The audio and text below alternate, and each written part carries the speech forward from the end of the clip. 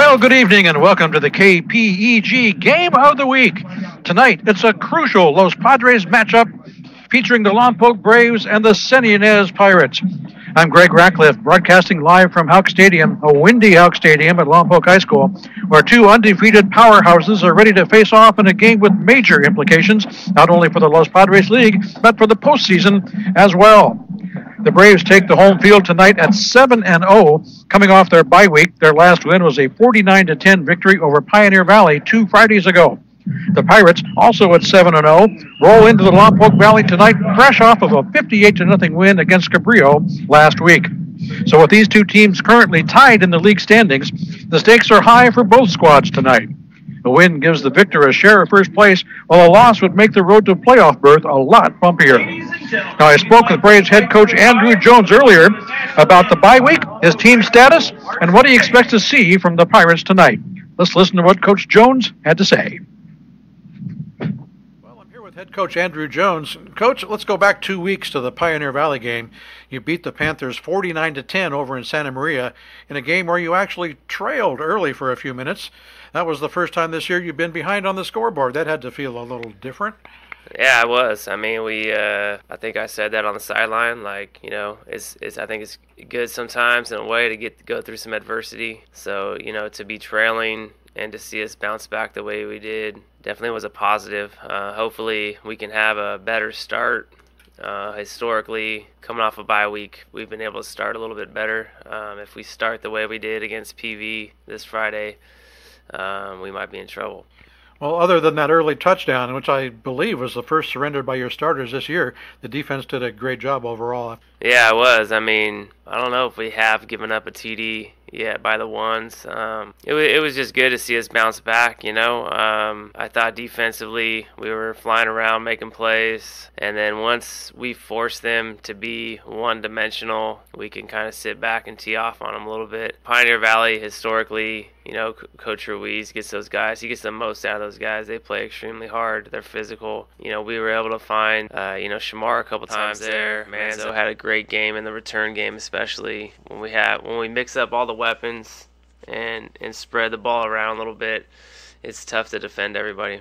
Yeah, let's talk offense for a little bit. Another solid performance there, obviously, with 49 points. Who or what stood out for you there specifically on the offensive side? Well, I mean, the offensive line continues to improve each week.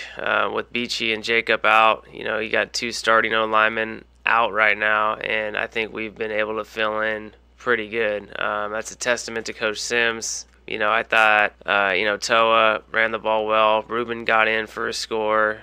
We were able to mix in a couple play-action passes. I just thought overall we just moved the ball. I think we had one stalled drive with some penalties that ended in a missed field goal, I think. But for us to be successful this Friday night, we've got to continue to eliminate the penalties and always move the chains. So you're coming off your bye week. How do you incorporate that into your routine? Is there more practice, more rest? What's the strategy?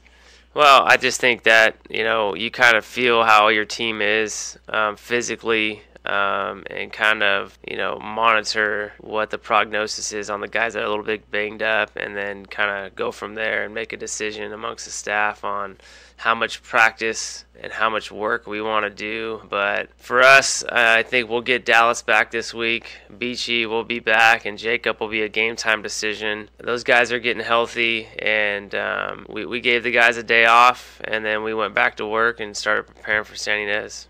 That's right. San Ynez coming up this week. They're 7-0, just like the Braves, and they've been rolling through opponents, kind of like the Braves do. Are these guys for real? What can you tell us about the Pirates? Yeah, I mean, obviously they're for real. They've dominated just about everybody they've played. They've got another dual-threat quarterback that we've got to be able to contain and keep them in the pocket. And they have two really good receivers. Obviously, everybody knows about Gabe, but 88 is another great player, and they do just enough in the running game to keep you honest. They're about 60-40 pass to run, but they keep you honest. They're big up front. We got to be able to match them physically to be able to get some key stops, and they seem to be above average on third down conversions as well. I mean, they seem to have certain design plays that get the ball to 9 in space, so we got to be ready for that. Well, this is a big game for both teams for league standings and playoff positioning. Guys fired up? Yeah, I hope. I mean, if they ain't ready for this game, then obviously there's something wrong with them. There's so much on the line, and the winner of this game really puts themselves in the driver's seat. And I really believe that we are ready. I think you'll see tonight. I mean, we're getting healthy at the right time, and there's a lot of noise surrounding the game. And hopefully our guys come out ready to roll.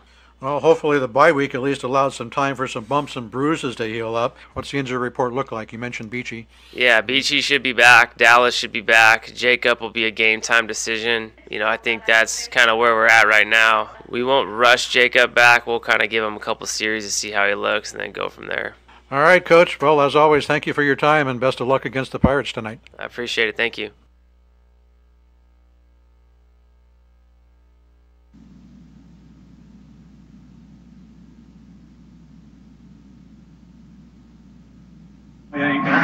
Back live now at Houck Stadium. I'm joined as always by the Statmeister himself, Mike Loney. Mike, this game pencils out to be the best matchup we've seen all year. A lot of the stat numbers for these teams are very similar. How do you see them stacking up against each other tonight? Well, I see a rather large Braves victory because the prognosis for the Pirates is problematic. The Pirates have came in here 2 years ago, and it was supposed to be a good game, and the final score was 42-3. Last year, both teams were undefeated. Met over in San Ynez, and the final score was 48-3. The Pirates have had trouble with both Lompoc and St. Joe since 2004. They have each played 11 times. And the Pirates are 1-10 against both of them. That's not good. That's not good. And actually, against the Braves crushed, a combination of Braves and St. Joe crushed all hopes of a San Ynez playoff run last year. Creating a passable P to Pirate people. A passable P to Pirates people. But yes. Josh McClurg, who took over the program before the 2012 season, is 28-31 overall, 8-18 against LPL competition. In the last 3 years, the Pirates are 22-5, 4-5 against LPL competition. So 18-0 the last 3 years against everybody except the LPL. That does not bode well. No, it does not.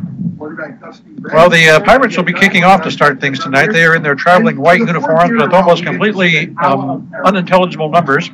Illegible. Yes, that too. But we will do the best we can. The Braves in their home blues.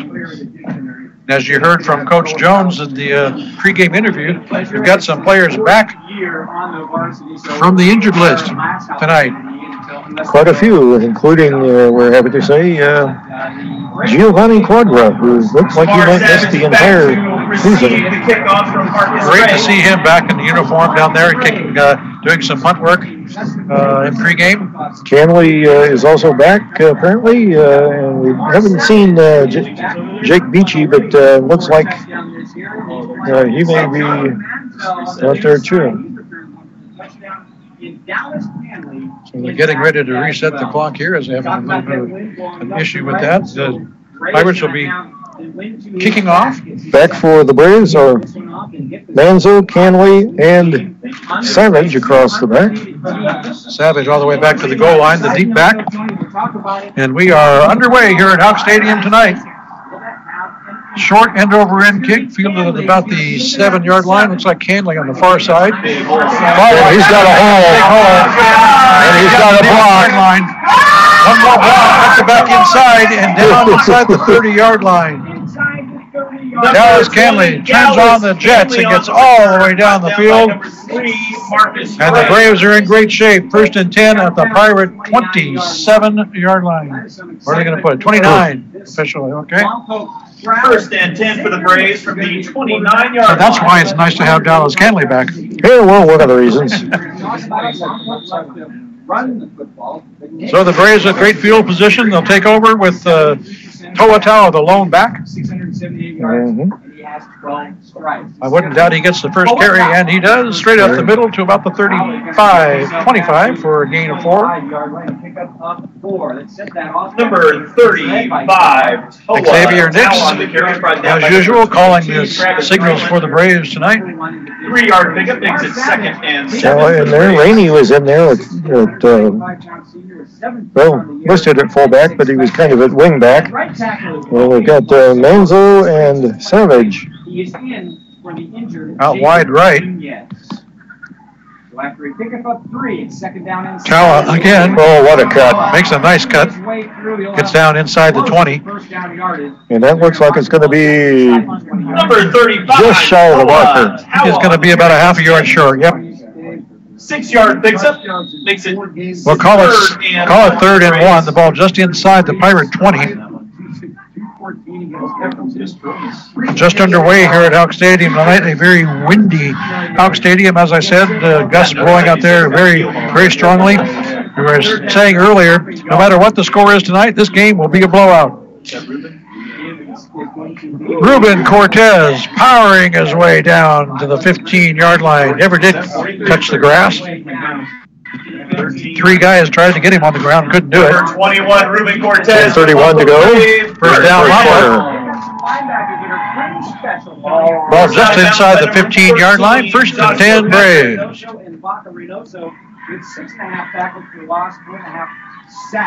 Manzo and Savage again out wide to the right.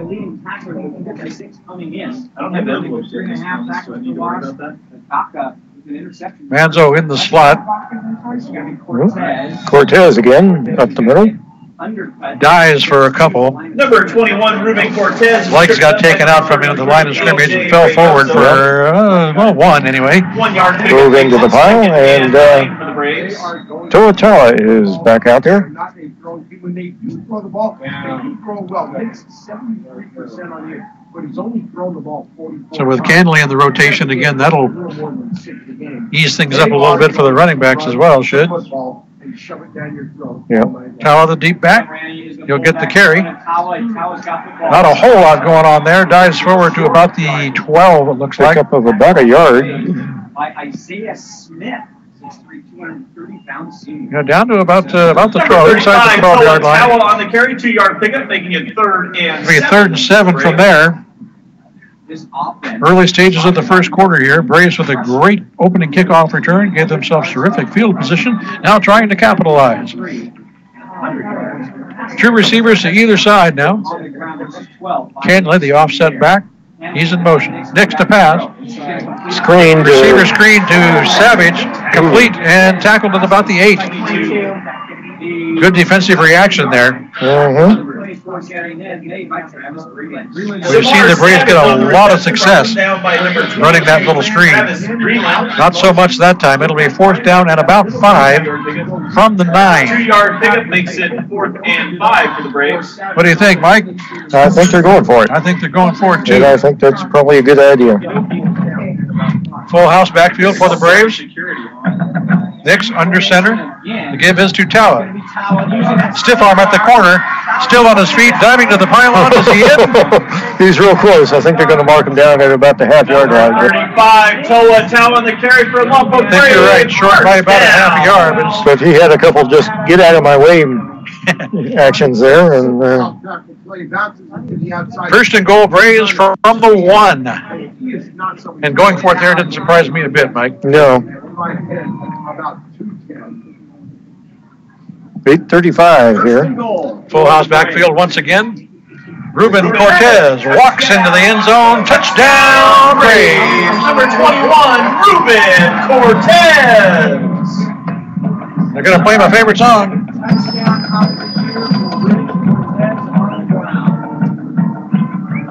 So that drive set up by a terrific opening kickoff return, and the Braves are on the board first.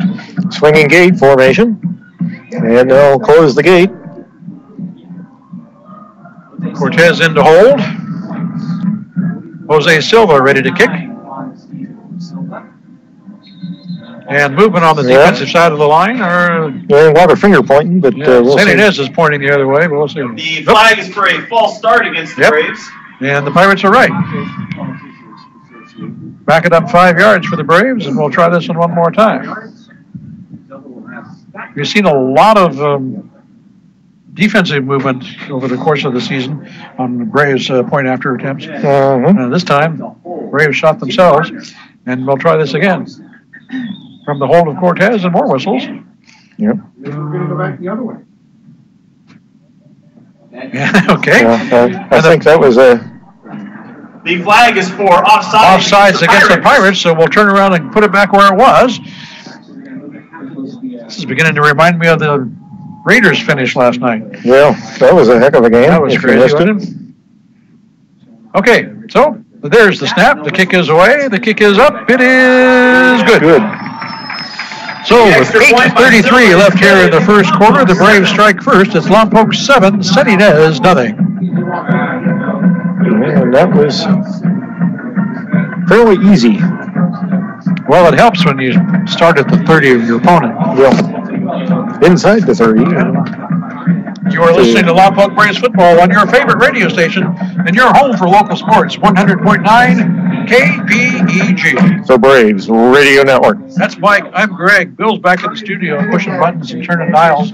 And we're happy to be here with you. We also want to thank Wilkerson Chiropractic, Dr. Mark Wilkerson and all of his crew for being with us tonight and all season long, helping us to bring you the game of the week every Friday night. Wilkerson Chiropractic, thank you so much for your support. Ynez in the 5-2-2-2. Kickoff return, basic formation.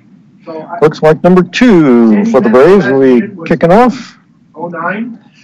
Connor Hayes, that would be. And he's good. I think Quadra tried a couple, but he'll apparently be sticking with the punting. These two teams, along with, I believe, Cabrillo. Did see him warming up, punting, doing some nice 40-yarders there. And they're going to go in with. Looking pretty good. Santa Barbara School. And Canley must be doing okay because he's out there on the kick coverage team. Short kick fielded at about the 12, far hash mark. Got some blockers up the far sideline. Yep. Nice return across midfield and down at Lompoc 47. And get the Pirates in great field position. So both teams with excellent kickoff returns here in the first quarter. The Pirates set up very nicely in Braves territory. Spotted at the 48, it looks like. Make it the 49. First down, Pirates from there with 8:26 left here in the first. For the Pirates from the 49-yard line. Now the key is, can they do something with it? Indeed.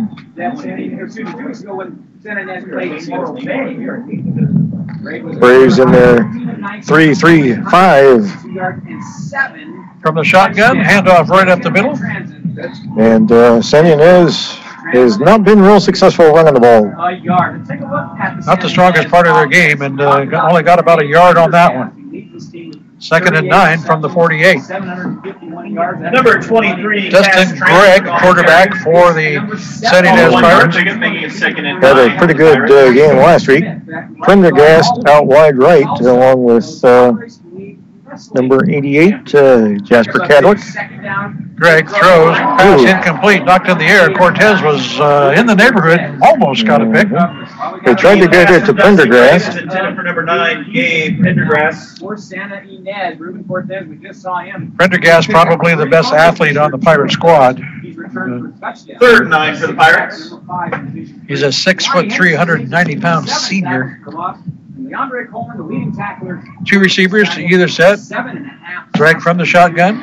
Ooh. Looking to pass all the way. This one is thrown out of bounds on the far side. And that time Cortez was coming on a blitz, and he just took the guy who was trying to block him and shoved him back 6 yards. And Dustin Gregg was going, hey, you got me get rid of this thing. Yeah, Ruben can do that to you. Incomplete pass makes it 4th down and 8, and a 3 and out for the Pirates' first possession of the night. Sanchez averaging 37 yards at punt. So high kick, angles to the far side, kind of short and out of bounds on the far sideline. It's Manzo back there, but no way to get that one returned. Looks like they'll put it right around the 20. talked about how the scoring. Make that the 19, it looks like. First down Braves from The there. punt sailed out of Considerably bounds longer to go than their 19-yard first line, possession. giving Braves first and 10. But sometimes There. we notice this year that It don't matter. it doesn't matter much. And guess who's going in on offense? On that punt. Who's that? Number 1, Leandre Coleman is going to be out there. He's going to replace, well, actually, both Manzo and Savage are out, and Ryan Morgan is in as well. That Savage in motion. They gave us to Tala. Tala off a right tackle. Gets about 3 yards or so out to the 22 or so. Number 35, Toa. A lot of motion involved in that play. Yep. They went 4 wide that time, and 7 for the Braves. Tala will come out. and had Savage, Manzo, Coleman, and Morgan. That's a pretty good foursome. Yeah, you think? And Tala back there too. Looks like second and about 6, actually. That's Morgan sweeping here to the near side. Follows his blockers close to the 30. Close to a first Number down. 5, Ryan Morgan on the carry. It's going to be right, it looks a little, about a yard short. I guess. Yeah, pick up a 5. We'll call it 3rd and 1 from the 28. Call it a 5-yard pickup, making it And 3rd Savage and for Coleman Braves. come out. Tala's back in. Tala's back in, and full house with That's Canley. Fights his way out to the 30. That should be enough to move the and chain. it will. Number First 20, down Braves from the Stanley on 30-yard carry for line Lompoc as we approach the halfway Braves. mark First here in the down. first quarter. 6:27 left. Lompoc up early, 7-0. And the Braves will be happy to just eat clock all night. Have been throwing the ball 82%. They've run for, well, including everything. Well, with the wind the way it is, I'm not sure how Yep. willing they are to put the ball in the air if they don't have to. Yep. Manzo in motion. And they give it back to Tala up the Tala middle. straight up, and he'll pick up about 2 is all. Yeah. So far, keeping Toa in 35, check. Toa on the carry once They're going again. to keep hammering them, though. 6, And, Isaiah Smith. 2 yards. Just shy of the 33 on the carry. We're going to call it Call second that and 8. a 3-yard pickup, making it 2nd and a long 7 for the Braves. Savage will come out wide to the near side. Manzo in the slot. I formation. Tala the deep back. Little delay. Talas.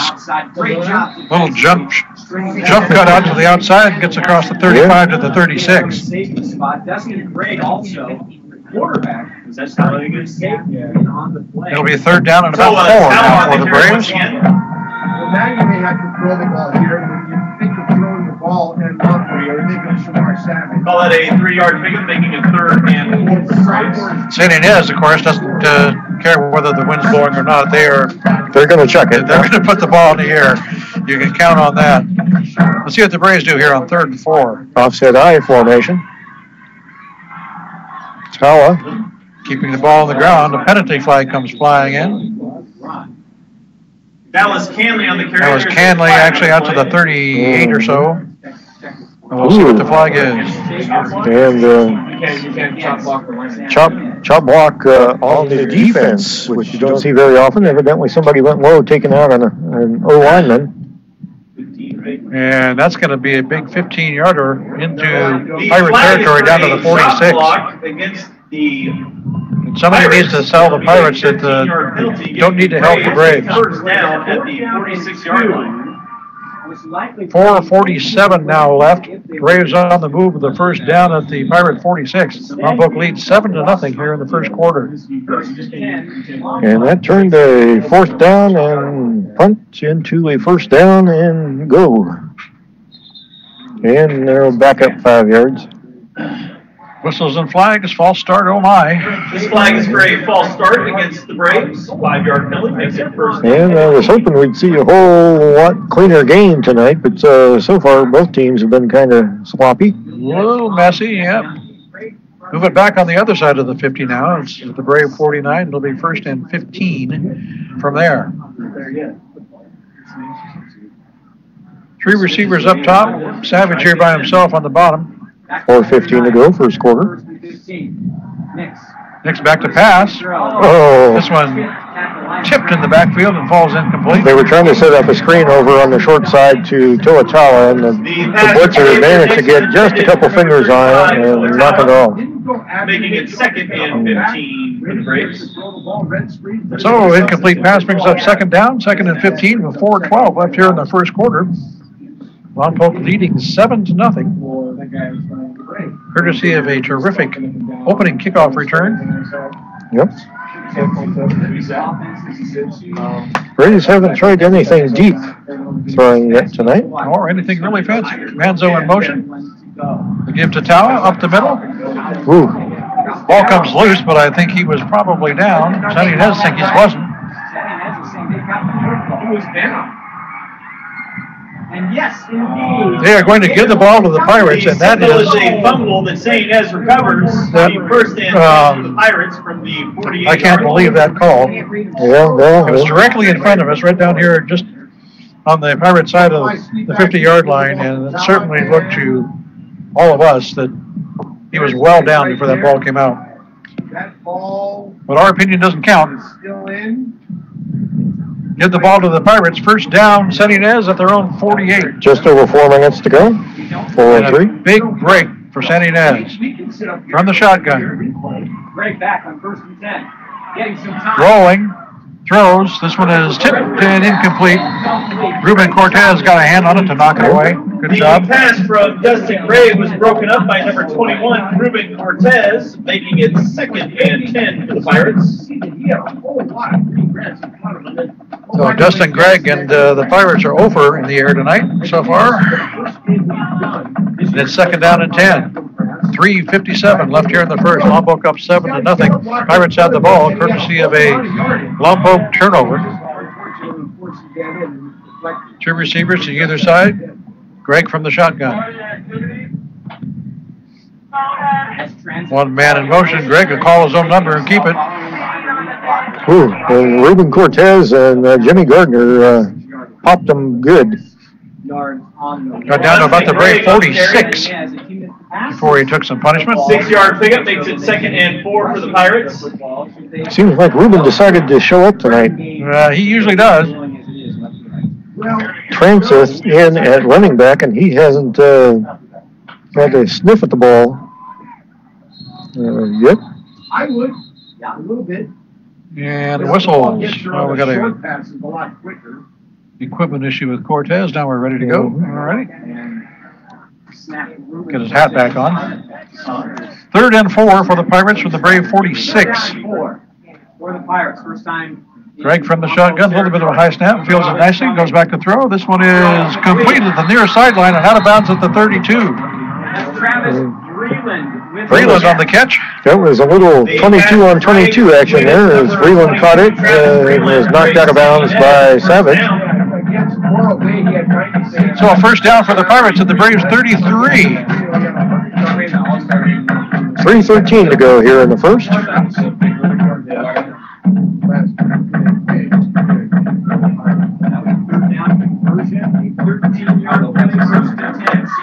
Two wides up top, two to the near side.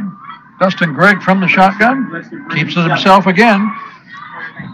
And he goes for a sleigh ride with Mr. DeAndre Coleman riding on his back. Down to the 32 is all. Gain of about 1. 1-yard pickup makes it 2nd and 9. 2nd and 9 from there. Just under 3 minutes remaining here in the first quarter. Braves up 7-0. But the Pirates on the move. 5 very good athletic linebackers.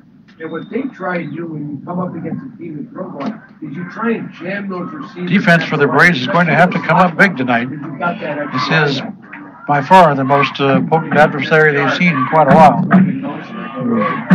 the backside.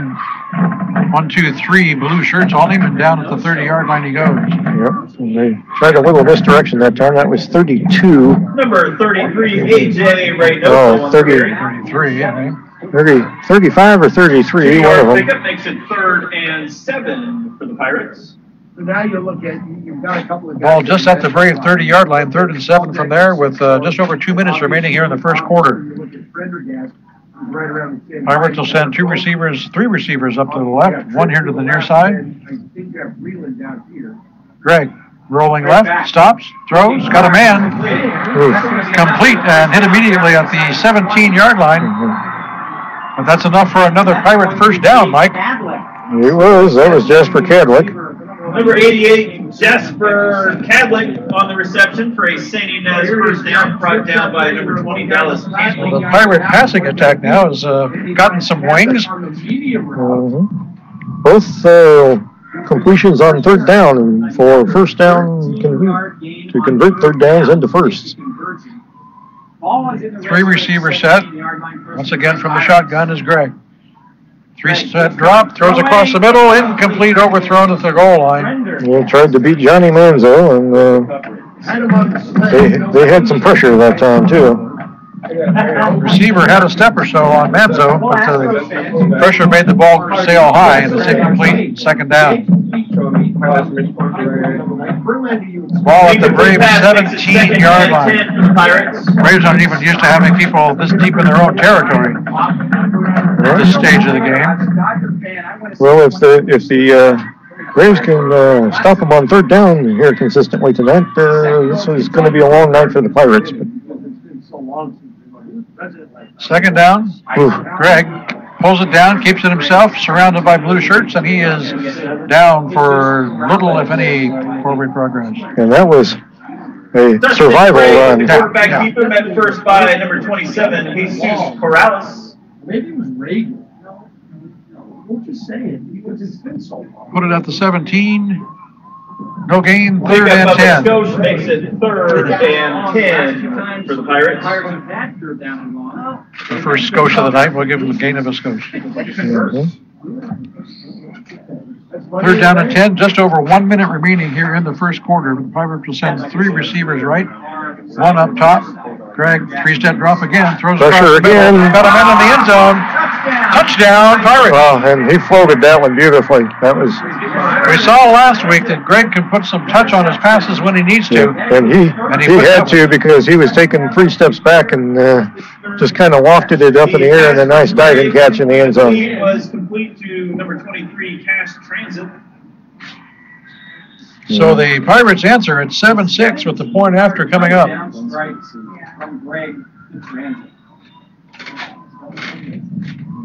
Marcus Ray in to try the extra point, 40-46. This one will tie it up. High snap, gets it down, however. The kick is away, and good.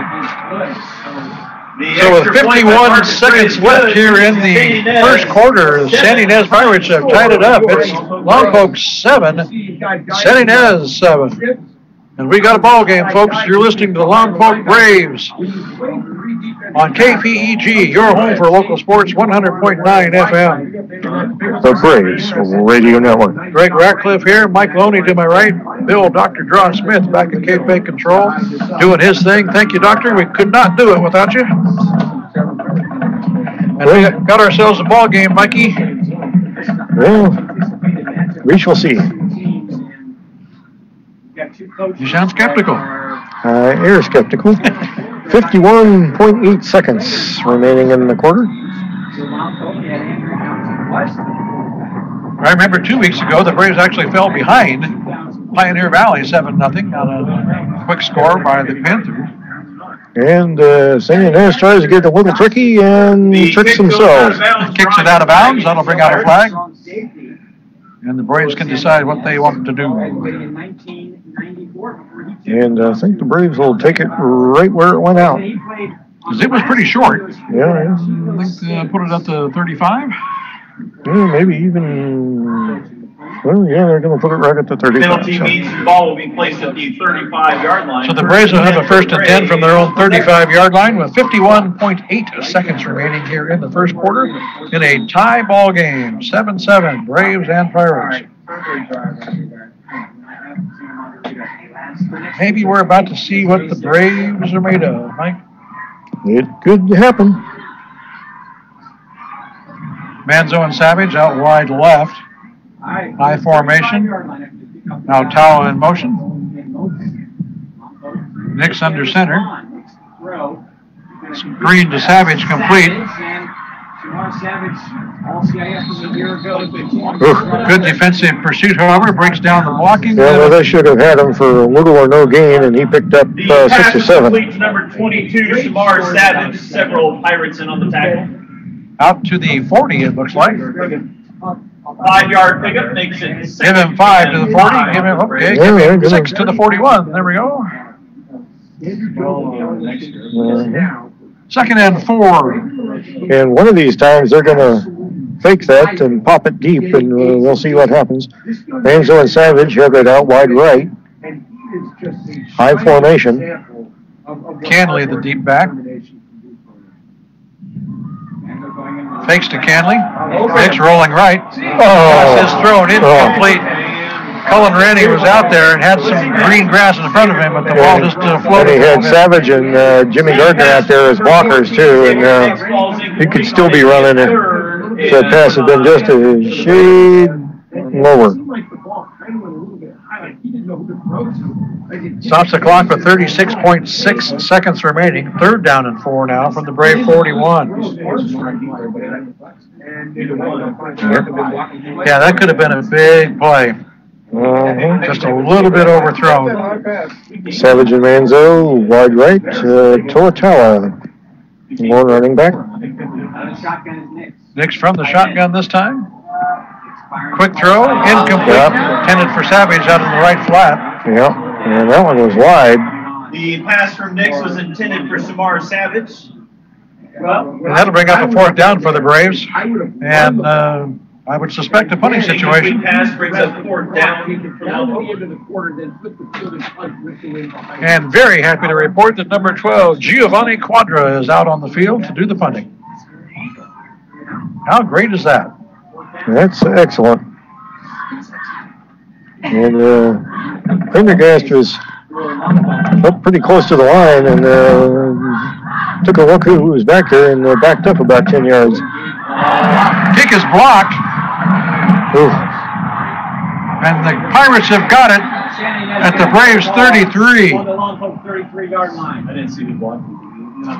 Oh my gosh. The punt from Quadra was blocked by Ynez, The breaks going the way of the Pirates so far tonight. giving them a 1st down on the 34. A fumble recovery that was questionable, and now a blocked punt.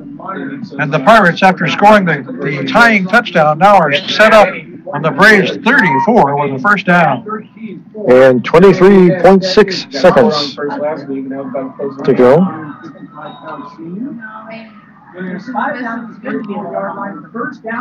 Greg from the shotgun. Ball was loose. He'll fall on it, cover it up. That was almost a disaster because Tallow was ready to pounce on that. Number 17, Dustin Griggs, brought down in the back. But it's a loss back to the 40. 5 yards. Makes it 2nd and 15. And that will undoubtedly bring the first quarter to a close as we reach 5 seconds. And the Pirates in no hurry to snap the ball. There we go. 1 quarter is done. 12 minutes in the books here at Hop Stadium tonight, and we've got a game on our hands. It's Lompoc 7, St. Ynez 7. You are listening to Lompoc Braves football on your home for local sports, 100.9 KPEG. You were talking earlier about the 2 teams being regarded somewhat equally. Both are atop the standings in their respective division. Lompoc in Division 3, St. Ynez in Division 10. However, in the rankings, Lompoc is 4th and St. Ynez is 5th in their respective divisions. Here on the Braves Radio Network. That's Mike. I'm Greg. Bill's back at the control desk doing his thing. Thank you, Bill. We want to thank the Box Shop for being with us tonight. Box Shop, Bob, and all the gang over at the Box Shop. Thank you so much for your participation and your support of local high school sports and Lompoc community-based radio. The Box Shop, ladies and gentlemen. Thank you. And the Pac-10, or the Pac-10, boy. The Pac-5 is kind of a mess this year. Arroyo Grande leads Rigetti 7-0 in the first quarter. Wow. Okay, we'll turn around and go the other way. St. Ynez working from right to left on your radio dial. Greg back to pass on 2nd and 15, going deep down the middle. It's a jump ball at the 5-yard line and knocked away.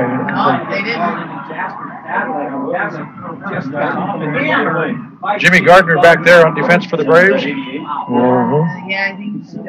The pass was intended for Jasper Cadlick. Makes it 3rd and 15 for the Pirates. Jimmy Gardner was back there, and Leandre Coleman was drifting back in the double team him. Cadlick, the intended receiver for the Pirates, incomplete. Brings up 3rd down now, 3rd and 15 from the Brave 40. No, Royal Grandy 14-0 over Rigetti. Sounds a little more like it. It was. Pirates trying to capitalize on the blocked punt. 3rd down and 15. Greg back to pass. Coleman in there in the backfield and knocks that one away. Leandre Coleman. They were trying to get it to Vreeland. And Leandre Coleman bringing up 4th down for the Pirates. I'll tell you what, Coleman can get in the backfield in a hurry. Brings the blitz and 4th down. Like you said, Dave Coleman. And the Pirates will line up to punt. Manzo back deep for the Braves at his own 5-yard line. Snap picked up though. The kick is away. Line drive kick out of bounds on the far sideline, right around the 20. He's coming up quite a ways upfield. And they don't want anything to do with the Johnny Manzo return. Nope. The punt from St. Ynez goes out of bounds at the. Apparently they've been watching film of Manzo. So they'll put it right at the 20-yard line. 1st down for the Braves from there, and they manage to. Defense does their job. No harm, no foul on the blocked punt. Well, if you're the Braves, you have to say, well, pretty much everything that can go St. Ynez's way has gone St. Ynez's way, and we're tied. We're still tied. Yep. Dix back to pass, gets away from pressure, rolling right, sets, throws. Leaves it downfield. Oh, overthrew everybody. 2 receivers, 3 defenders in the general vicinity. Savage is there, Manzo is there. And 10 Braves.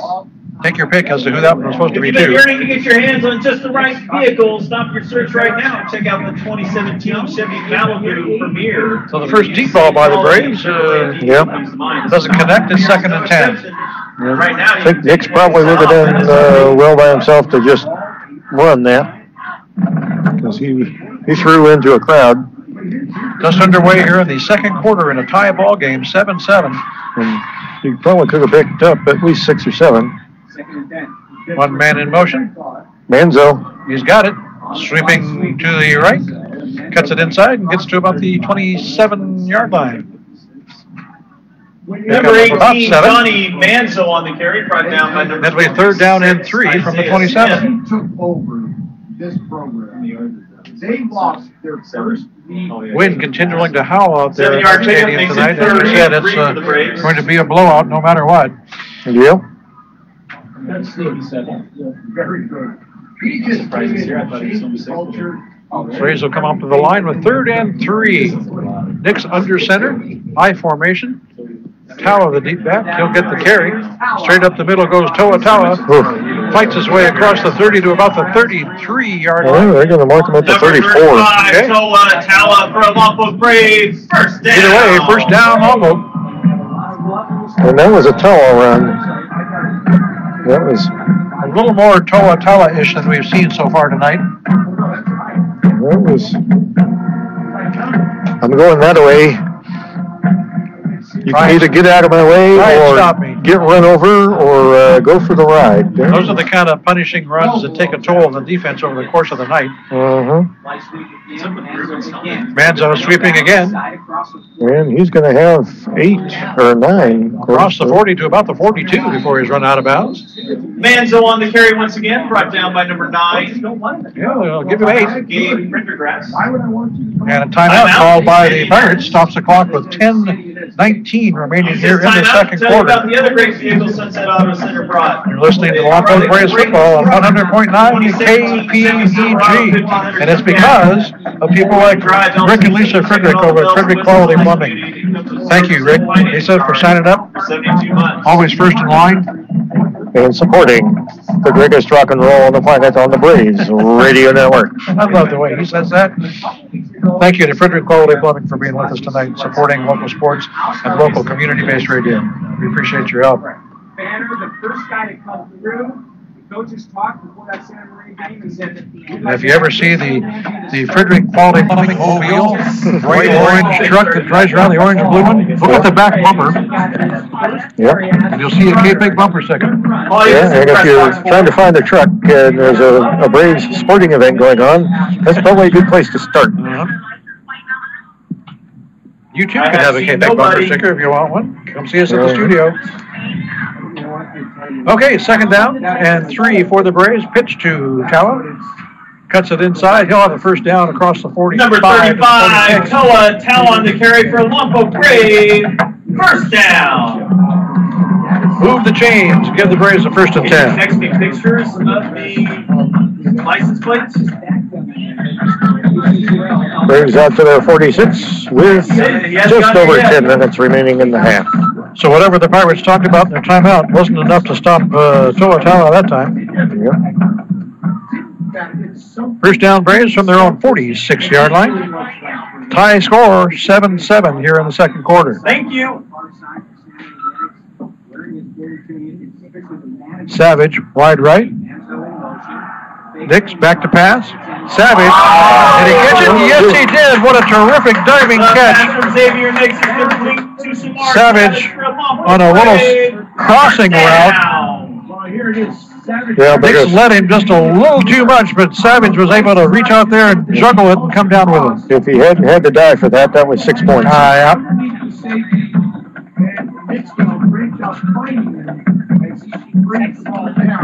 But I tell you what, I'll live with the catch. Yes, That indeed. was a terrific effort by Shamar Savage to come up with that one. And his first down Braves at the 31. Kid's an athlete, I'll tell you. Yes, he is. High formation. Canley, the deep back, takes the carry down to about the 27-yard line. Pickup of about 5. Number 20, Dallas Canley on that carry. Clock running down to 9 minutes left here until halftime. 3-yard pickup makes it second and a short 7 for the Braves. We're going to call it second and 6-ish, 7-ish. And 6 years. And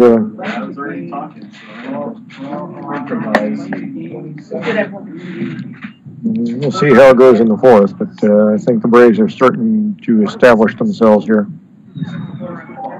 Savage out wide right. Manzo in motion. Looking for Savage again. Complete at the 20. And tackled right away. 2 white jerseys on him. Freeland and Prendergast, but not before a sizable The pickup. pass is complete. Going to be very close to a first down. For another Lompoc Brave. Close enough, apparently. They're moving the chains. First down, Lompoc. Ball right at the 20-yard line.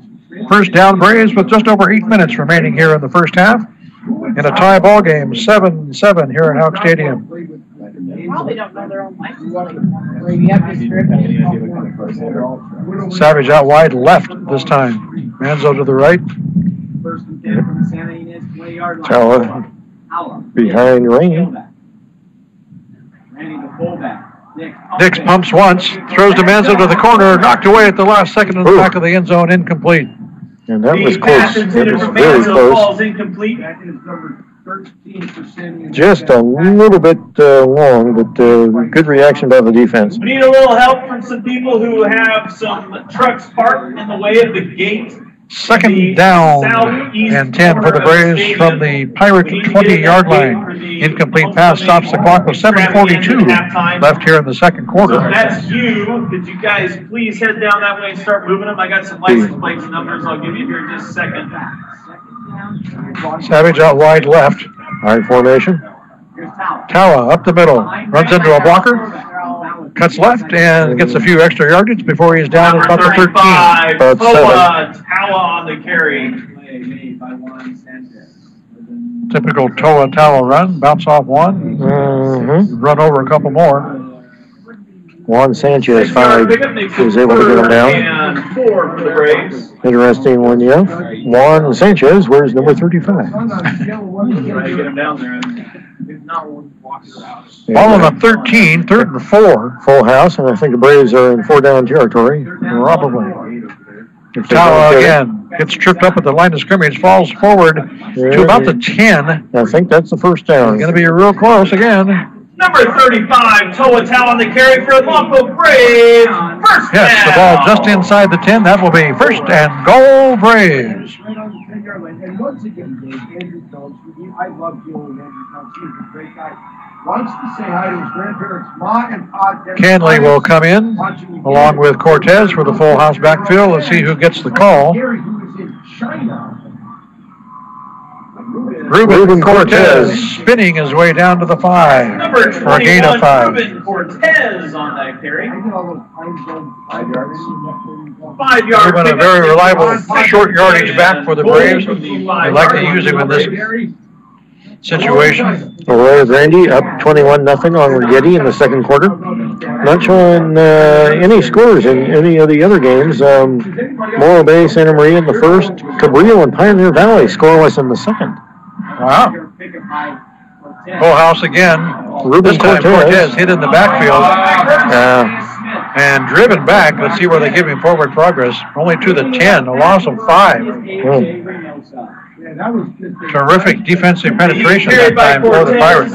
Yep. Puts the ball at the 10-yard line. A very rare negative play for the Braves offense. Inside 6 minutes, we're over halfway through the second quarter here in a tie ball game, 7-7. The Braves knocking on the door, however. It'll be 3rd down and goal from the 10. There you go. Savage, the lonely end out wide, right? Tawa the deep back. Now Savage moves into the slot. Nix rolling to his right. Got Savage all along in the end zone. Was that was Jimmy Gardner. Gardner, excuse me, you're right. Slid out from his tight end spot. Jimmy Gardner, number 32, all alone back there. And Nix found him. And there were about 4 Braves who were pointing at Gardner going, he's open, he's open. It's over there. 13-7 with the point after coming up. The swinging gate has now closed and will line up for a traditional point after kick. From the hold of Cortez, the kick is away. The extra point by Silva. Silva's got it in. It's good. 14-7 lead. 5:12 now left in the second quarter. Braves retake the lead. It's Lompoc 14. Ynez 7.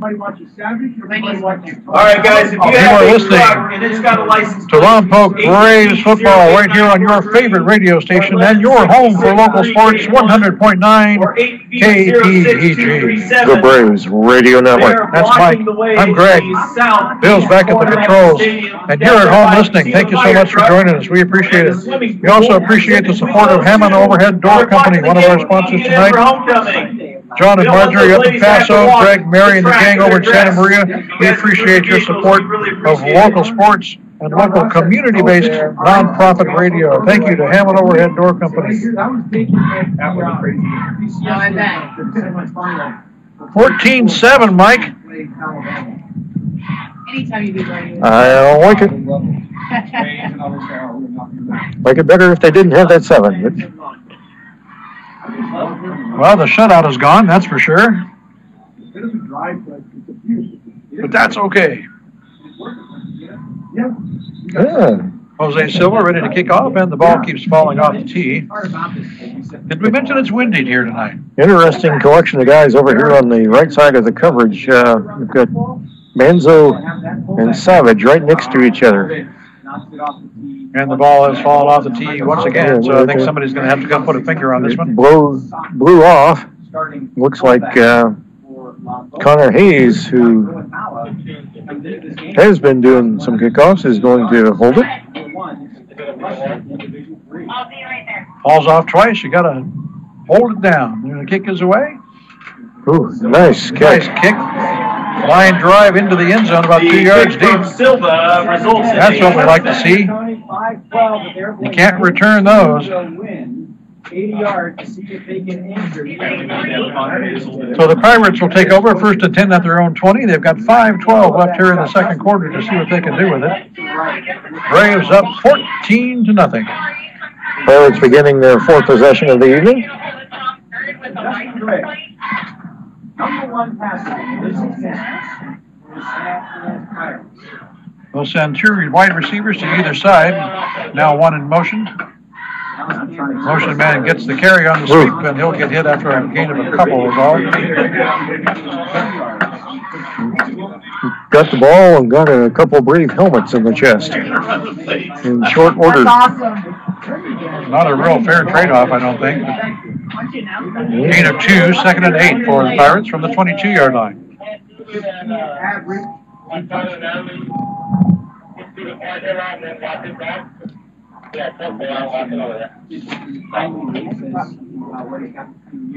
Two receivers to the wide side.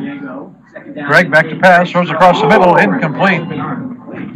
The pass for Greg was intended for Gabe Prendergast, the intended receiver. making it 3rd and 8 for the Pirates. Incomplete pass will bring up 3rd and 8. Stops the clock with 4:33 left until halftime.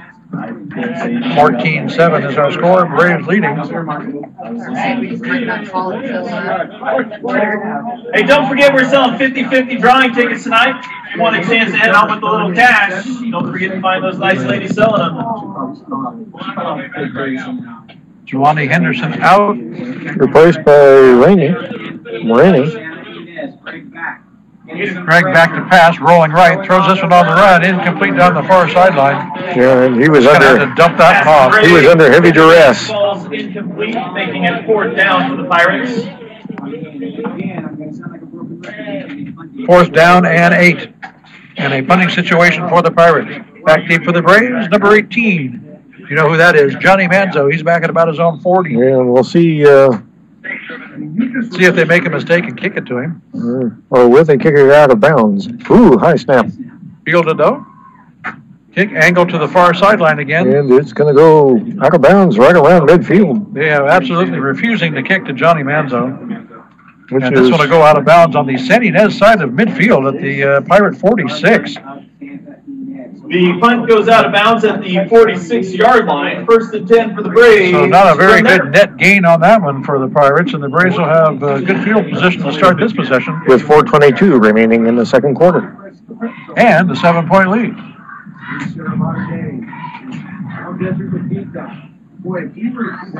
First down, Braves from the 46. Manzo wide left. Ryan Morgan in the wingback spot. Manzo in motion. Oh, nice block. Guess who? Manzo takes a hit, but not till he gets to the 35-yard line. And Toa just planted a couple people. One of them is not number 55 for San Ynez, but he's limping off the field. Yeah, some terrific blocking there from Manzo on that one. That's what broke him free. Down to the 35, gain of what, about 12 or so? And a first down for the Braves from the Pirate 35. 4 minutes remaining in the half. Nick Sundersena, Toa gets the carry and gets tackled by the neck at about the 33. And he's not happy about that tackle. Number 35, Toa Stops to talk to the official on the way to the sideline saying, hey, 2-yard pickup. Isn't that illegal? 2nd and 8 for the Braves. Gain of 2, 2nd and 8 from the 33-yard line. 3.5 minutes remaining till halftime. Savage wide to the left. Canley in that tailback. Fullback on 2nd down and 8.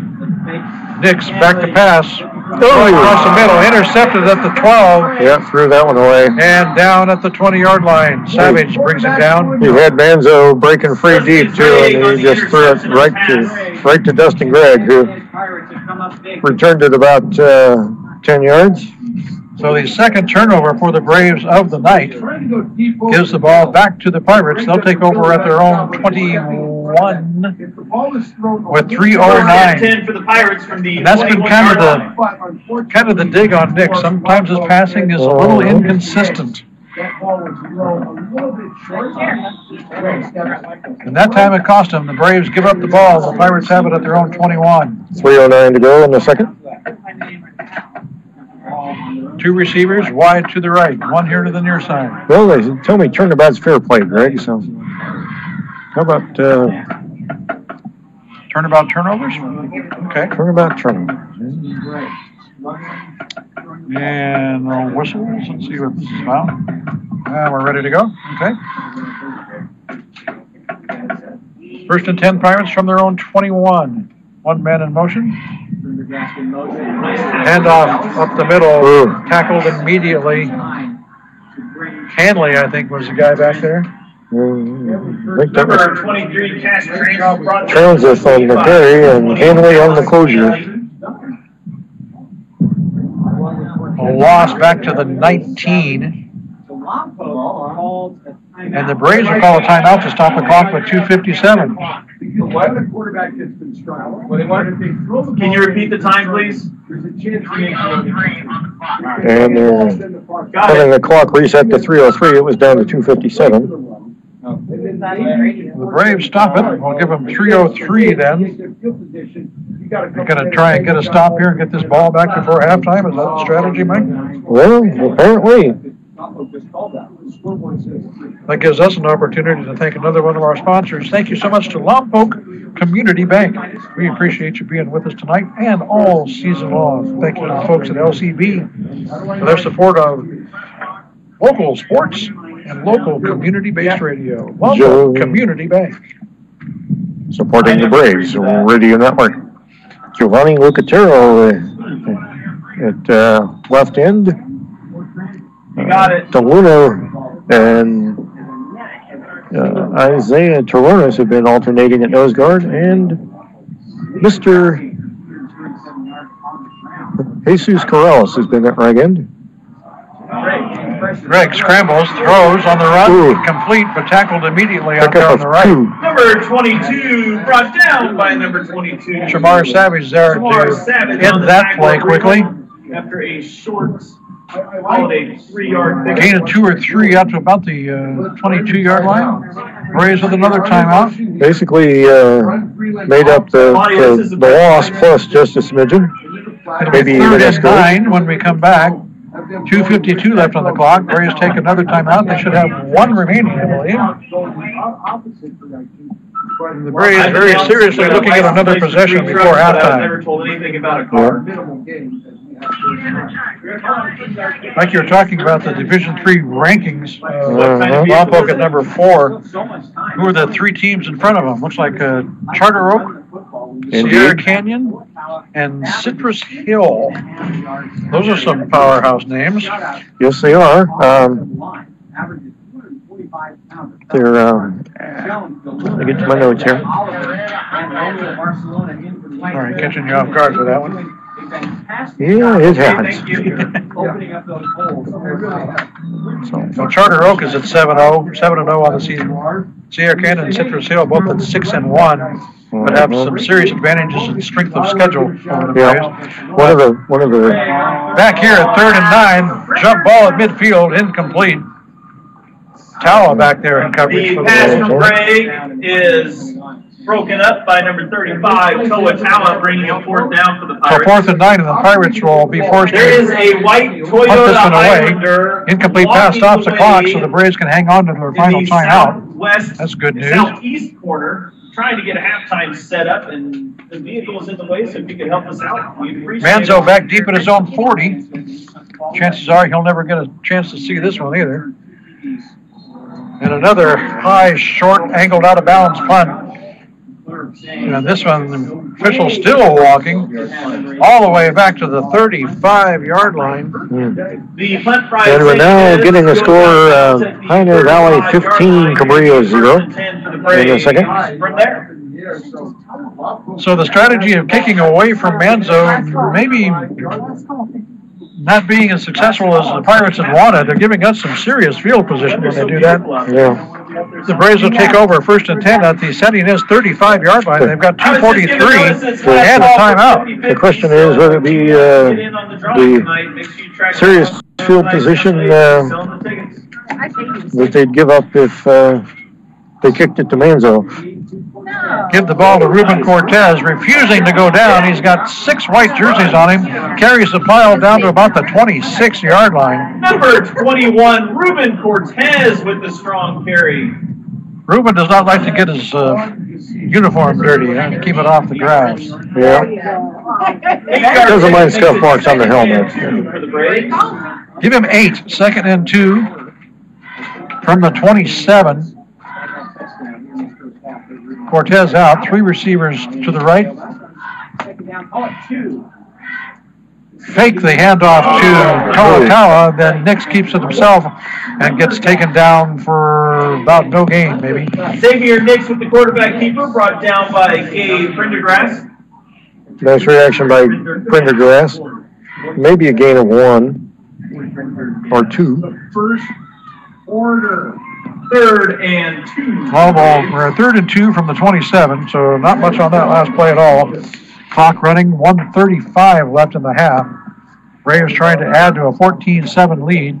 Charter Oaks, which is ranked number 1 in D3, has a 30. Their opponents are 34 and 14. Little screen to Manzo, complete, but tackled very quickly at the 25. Let's see where they mark this. Is it the first down or not? They're going to call it short by a skosh. For the Braves. A smidgen is the official call. Full house. Backfield. Braves going for this one for sure.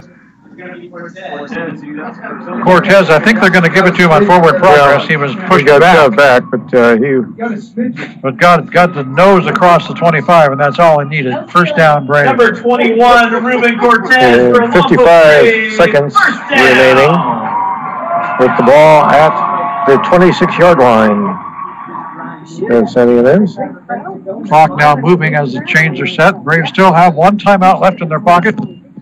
They'll hang on to it for now. Sierra Canyon, which is ranked ahead of the Braves, their only loss was to Westlake. Manzo open at the goal line, overthrown and incomplete. Yeah.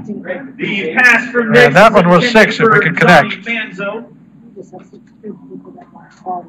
Makes it 2nd and 10 for the Braves. Passing been a little errant tonight so far for the Braves. Yep. 39.4 now left till halftime. It'll be 2nd and 10. That one was open. Ball just inside the 25-yard line. 2nd down and 10 for the Braves. In case you're wondering about playoff possibilities for the Braves, it's almost a lock at this point. There's only 18 teams in Division III, and 16 go to the playoffs. Timeout called by the Pirates. Timeout, Pirates. 39.4 seconds left on the first half clock. That's their 2nd timeout. Got ourselves quite a ball game here tonight. The Braves not used to these close ones. Yeah, it'd be nice if the Braves could push this one in for a touchdown just before the half and have a 2-score lead. That would be nice. Get a little more breathing room. 14-7 it is right now. You're listening to Lompoc Braves football on your home for local sports. Your favorite radio station and the home for the greatest rock and roll on the planet. 100.9 KPEG. The Braves Radio Network. St. Ynez over on the far hash mark, huddled up trying to decide what they're going to do defensively. If you want some scary info on Division III, Greg, here's some names for you. Sierra Canyon, St. Francis, Westlake, El Toro, Newberry Park, Camarillo, Hart, and the team currently in 17th place, Crespi. I remember them. Yeah, those are some very scary names. 2nd and 10. Nix back to pass. Pulls it down now. Got a lot of green in front of him. He takes it, pulls it down. On the field.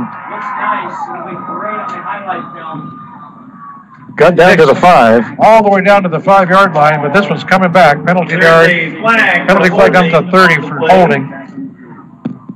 And this one's all for naught. And that's a shame. Nix did a nice job feeling his way through some traffic and making a nice gain. That would have put the Braves in good shape. But 10 yards from the 30 is going to put them all the way back to the 40-yard line. Yeah, it might give them some more room to operate there. They need to get all the way down to the 15 for a first down. So that's going to be second down and 25. 29.7 seconds remaining. The penalty makes it second and a lob wedge for the Braves. Just under 30 seconds to go here until halftime. Clock now running. Braves still have that one timeout. Two receivers up top, one to the near side. Toa, the lone back. Quick screen out to the far side, complete. Double pass. Manzo's open. Did he catch it? No. Incomplete at the 5. That was another touchdown, and Savage's throw was just a little bit short. Double pass from Dix to Savage. A little trickeration there by the Braves, and they had it. It was there. Savage couldn't quite get enough air under it.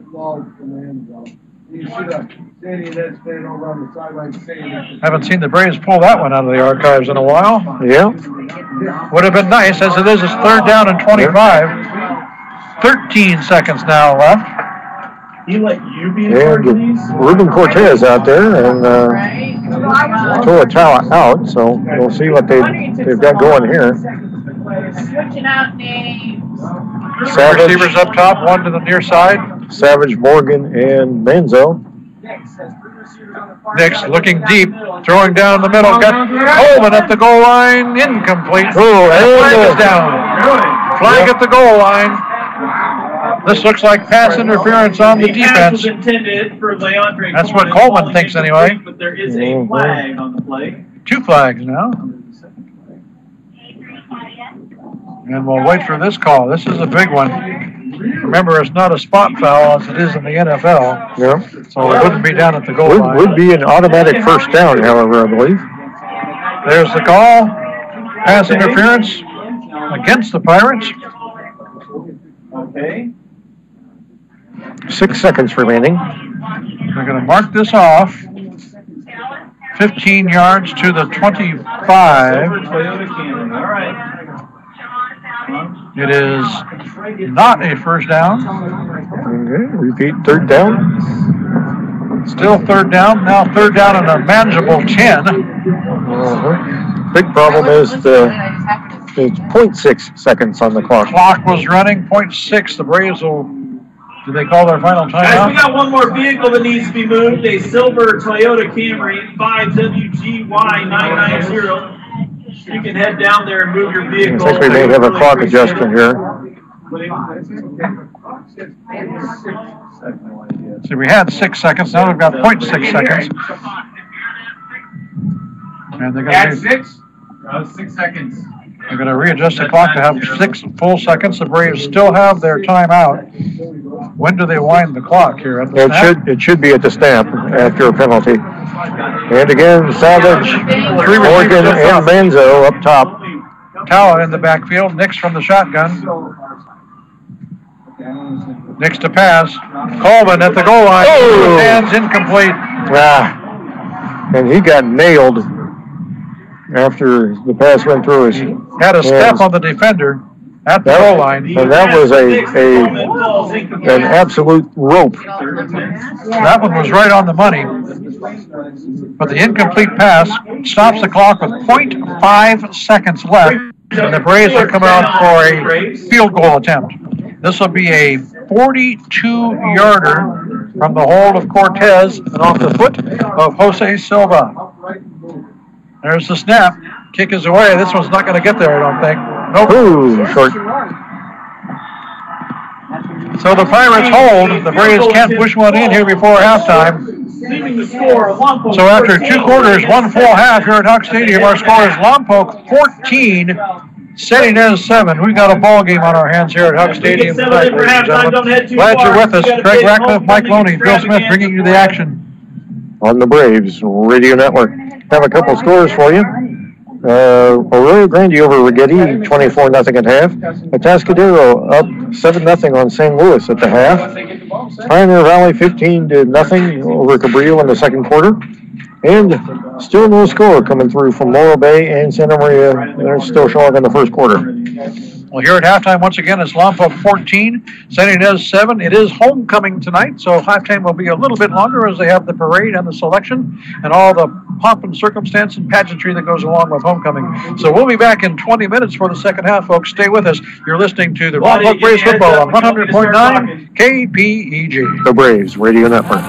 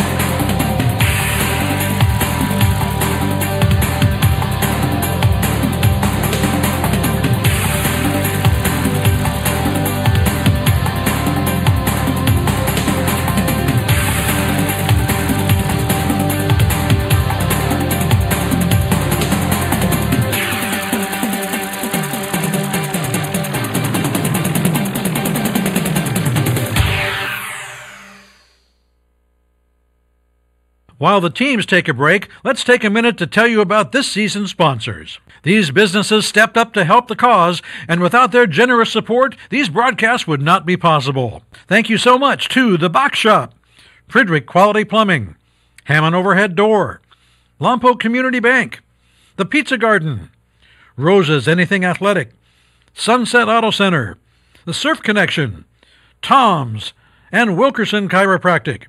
A heartfelt thanks to all of our sponsors for helping us to bring these games to our listeners. I got smart about mortgages. Now, it's my house I go home to. I got smart about college. Now my kid's off to a great start. When it comes to your money, whatever you want to get smart about, you can find it at smartaboutmoney.org. I got smart about health insurance. Now both my finances and I are healthy. Smartaboutmoney.org is a free online resource from the National Endowment for Financial Education. We're an independent nonprofit foundation dedicated to helping people just like you get sound information about money. I got smart about protecting my job. Now, I'm doing better than ever. For everything from how to build an emergency fund to how to deal with job uncertainty, smartaboutmoney.org has the answers you're looking for. I got smart about credit cards. Now paper or plastic has a whole new meaning. Smartaboutmoney.org, the easy place to start when you want to get smart.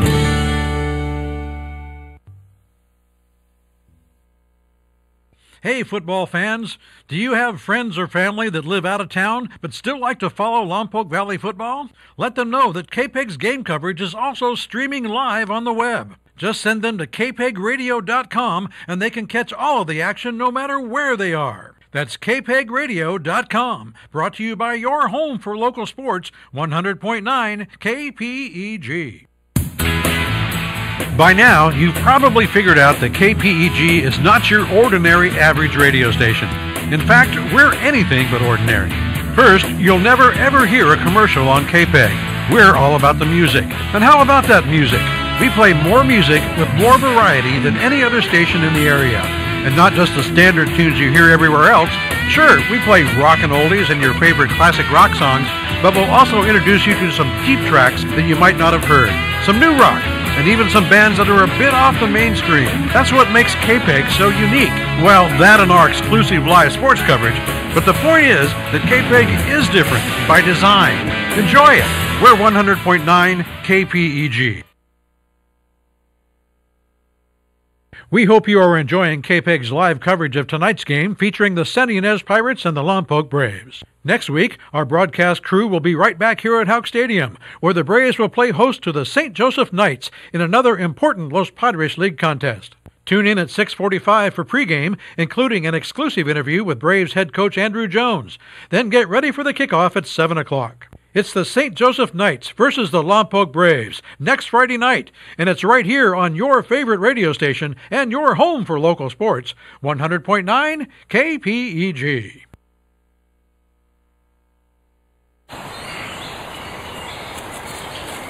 Dad! Come on! Over here! Look at this, Dad!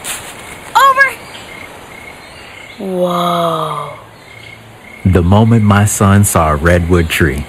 It's huge! Is the moment I knew that for him, You can't even see the top of that thing! even the sky has no limit. There are some moments only the forest can inspire. Find yours at discovertheforest.org. Learn about forests near you and discover cool things to do when you go, like hiking, biking, fishing, or camping. Or do your own thing when you get there with family and friends. Your moment is out there. Find it at discovertheforest.org. That's discovertheforest.org. Brought to you by the U.S. Forest Service and the Ad Council.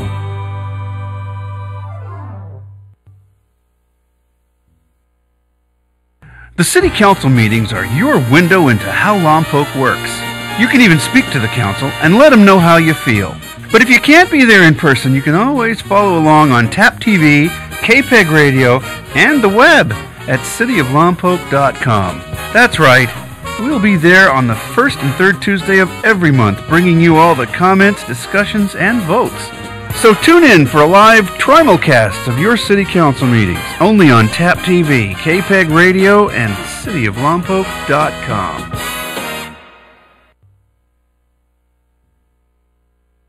You're listening to the Game of the Week on KPEG. It's halftime, so grab a snack, refresh your beverage, then settle back into your favorite chair. The second half kickoff is coming up soon, right here on 100.9 FM KPEG.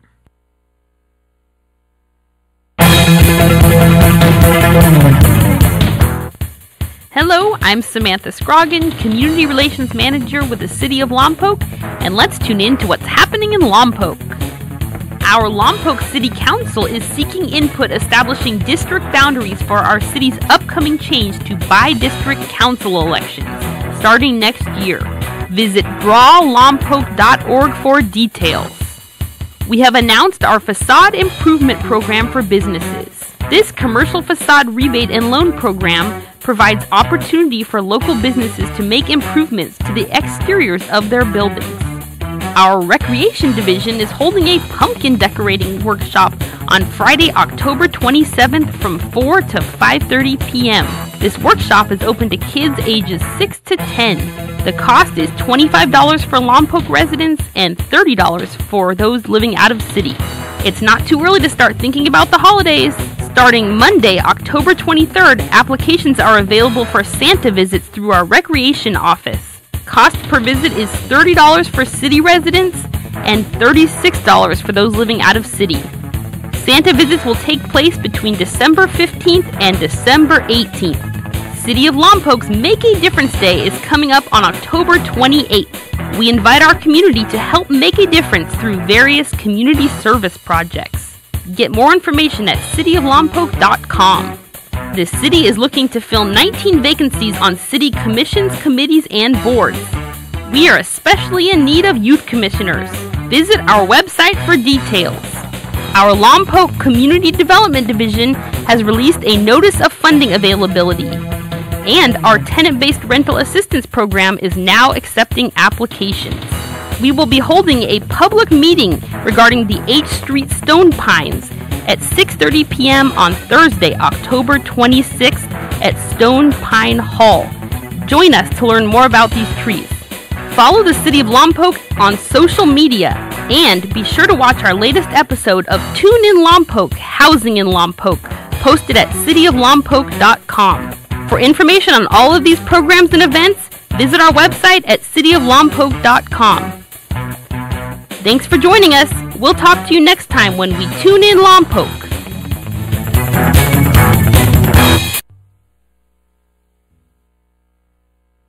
Don't have a car? Too far to walk?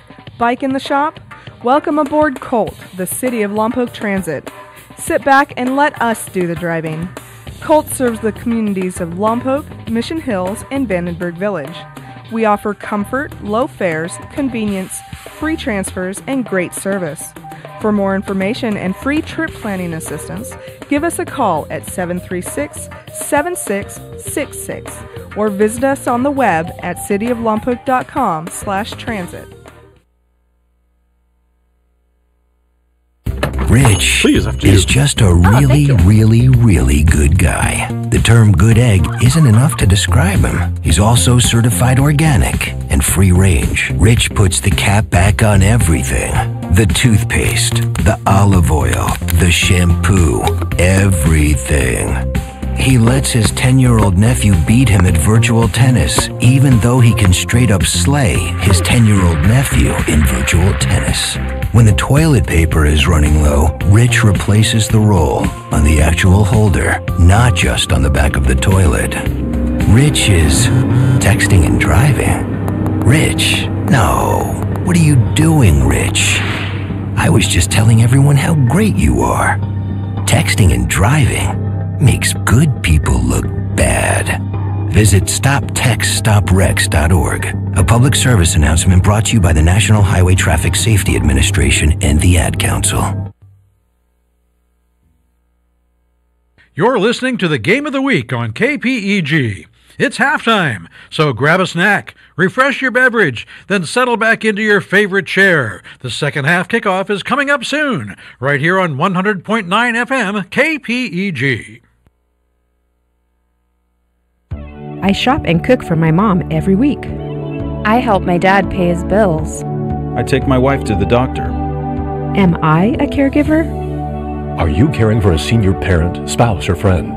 Do you spend time helping with meals, shopping, or personal care? Are you stressed? Do you have less time for yourself? You are not alone. Nearly 1 in 6 people in Lompoc are caregivers. Visit caringtogetherlompoc.org or call 925-9554.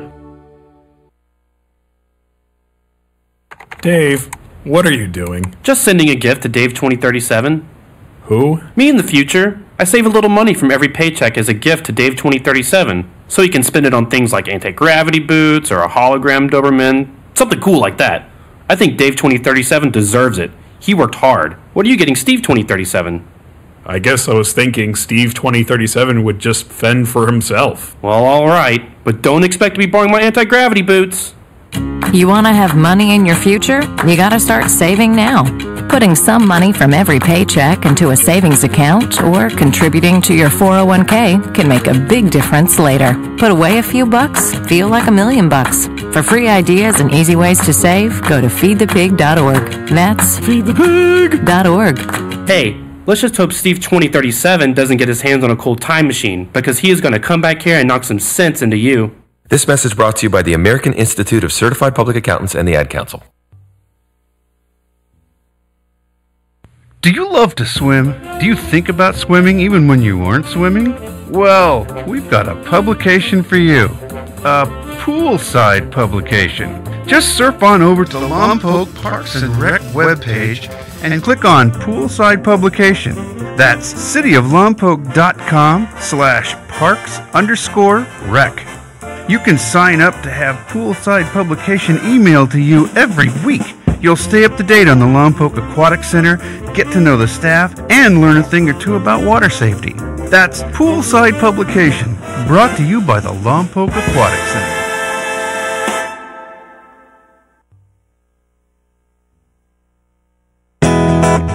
Hey Lompoc, now that your newest, bestest, most favoritist radio station is up and running, why not put us to work? If your organization has a nonprofit event or fundraiser coming up, let KPEG help spread the word. Just submit your public service announcement at least 2 weeks in advance and we'll handle the rest. Call us at 875-2750 for details. That's 875-2750. After all, KPEG is your community radio station. Serving you is what we do. You're listening to the Game of the Week on KPEG. It's halftime, so grab a snack, refresh your beverage, then settle back into your favorite chair. The second half kickoff is coming up soon, right here on 100.9 FM KPEG. We hope you are enjoying KPEG's live coverage of tonight's game featuring the Ynez Pirates and the Lompoc Braves. Next week, our broadcast crew will be right back here at Houck Stadium, where the Braves will play host to the St. Joseph Knights in another important Los Padres League contest. Tune in at 6:45 for pregame, including an exclusive interview with Braves head coach Andrew Jones. Then get ready for the kickoff at 7 o'clock. It's the St. Joseph Knights versus the Lompoc Braves next Friday night, and it's right here on your favorite radio station and your home for local sports, 100.9 KPEG. So you see, son, good manners are very, very important. Someday, many years from now, when you're a grown-up, you'll be a man. And when you are, you should be a gentleman. Do you want me to go through it one more time? Yes. Yes, please. Yes, please. Exactly.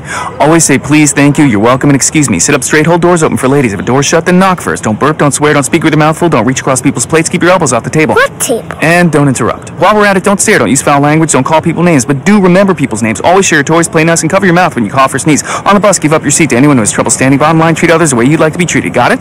Got it. And stop picking your nose. Most parenting is hard to do in just 2 minutes. But spending just 2 minutes twice a day making sure they brush their teeth is easier and could help save them from a lifetime of tooth pain. For fun 2-minute videos to watch while brushing, visit 2min2x.org. That's 2min2x.org. A message from the Partnership for Healthy Mouths, Healthy Lives, and the Ad Council. The World Wide Web has many things to offer, and one of those things is Tap TV. Just surf your browser to cityoflompoc.com/taptv. Click on any one of our 3 channels and you will see original, locally produced television. Between shows, we have a bulletin board loaded with announcements and events in Lompoc, with rockin' KPEG radio as the soundtrack. It doesn't stop there. You can make your own TV show. Just stop by the Lompoc Media Center at 125 West Walnut on the 3rd floor of the Anderson Rec Center, and we'll show you how.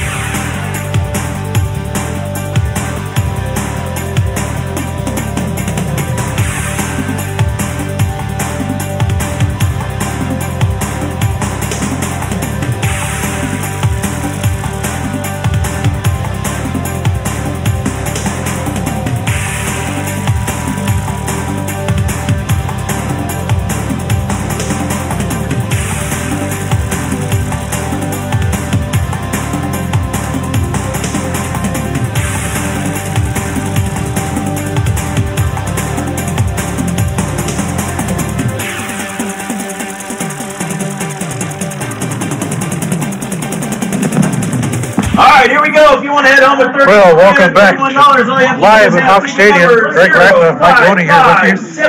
Bill Smith back at KPEG Control. We've had our halftime festivities, our homecoming extravaganza. Mike, why don't you announce to our listeners who the king and queen are this year? Well, the court was Amber Duarte, J.C. Hayes, Anna Hernandez, Danielle Morgan, and the winner and queen was Marina Tamayo off the soccer team and softball team.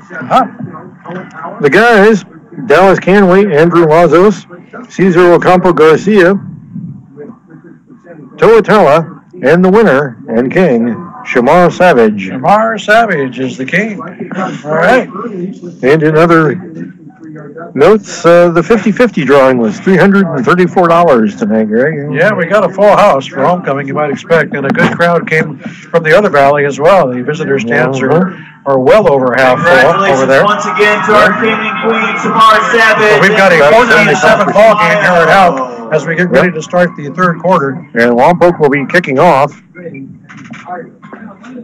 This is the first time that we're not looking at a running clock here. Coming out of halftime, I probably need it back. So the Braves are going to have to buckle down and see what they can do. Well, we hang on to this first time for the Braves. We did have one game earlier when Cabrillo beat Morro Bay that we did not have, but Braves will be kicking off to the north. Silva will be doing the honors. Wind's still swirling out there. I see the flags flying pretty heavy. Wind coming out of the west. Coming out of the west, the north, and occasionally the east. Kick is in the air, and the second half is underway. Fielded on the run at the 15. Sweeping out the far side. That's Prendergast all the way out close to midfield before he's brought down. And as the Braves get ready to go on defense, Shamar Savage out there trying to rev him up. Homecoming king, Savage. 11:51, just underway. The ball will be at the 49-yard line at San Ynez. That's where the Pirates will have their first down of the second half, trailing by 7. Going to pass on first down, flag down, pass is complete, tackled immediately at the 45. And penalty flag back close to midfield. And this will be a false start against the Pirates. It'll negate about a 5-6 yard positive play.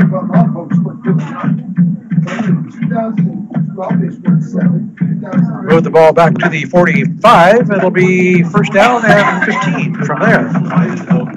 Then they're going to move it to the 44. 44, okay. 5-yard penalty makes it first and 15 for the Pirates.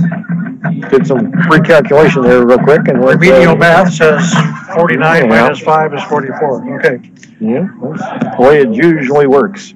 First and 15 from the 44. 3 receivers to the near side for the Pirates. Dustin Gregg from the shotgun, rolling to his right.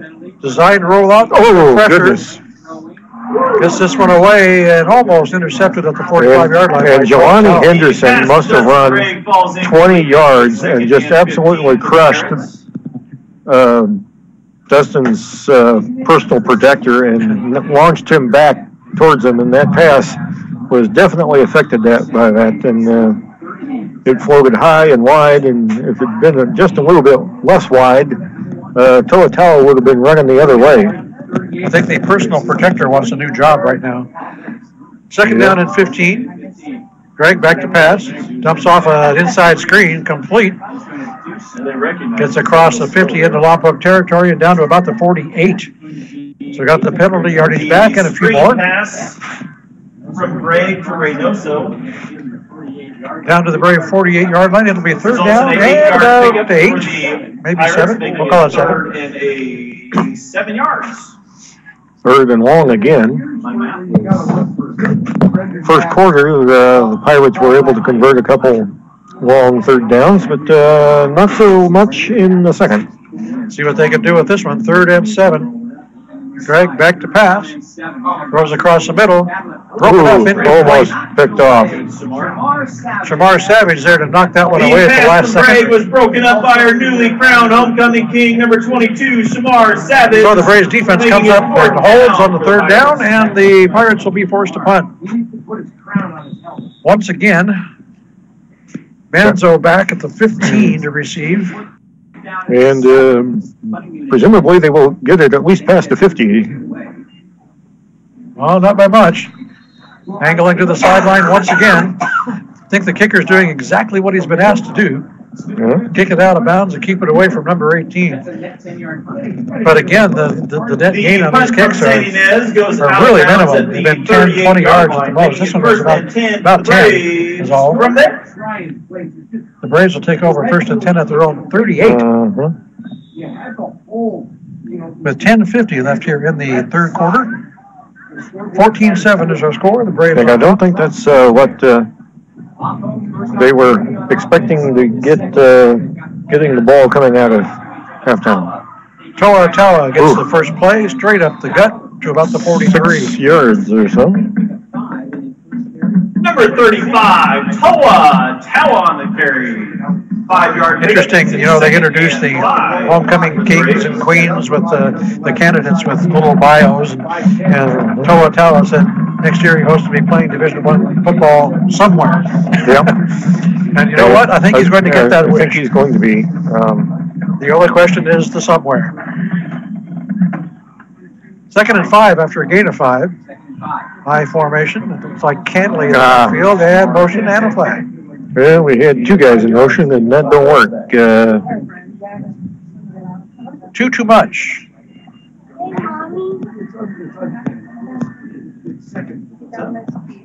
So move the ball back to the 38. It'll still be second down, but now close to second 5-yard 10. penalty makes it second and 10 for the Braves. Clock running. 10 minutes left here in the third quarter, just underway in the second half. 14-7 is their score. The Braves on top. Their first possession of the second half.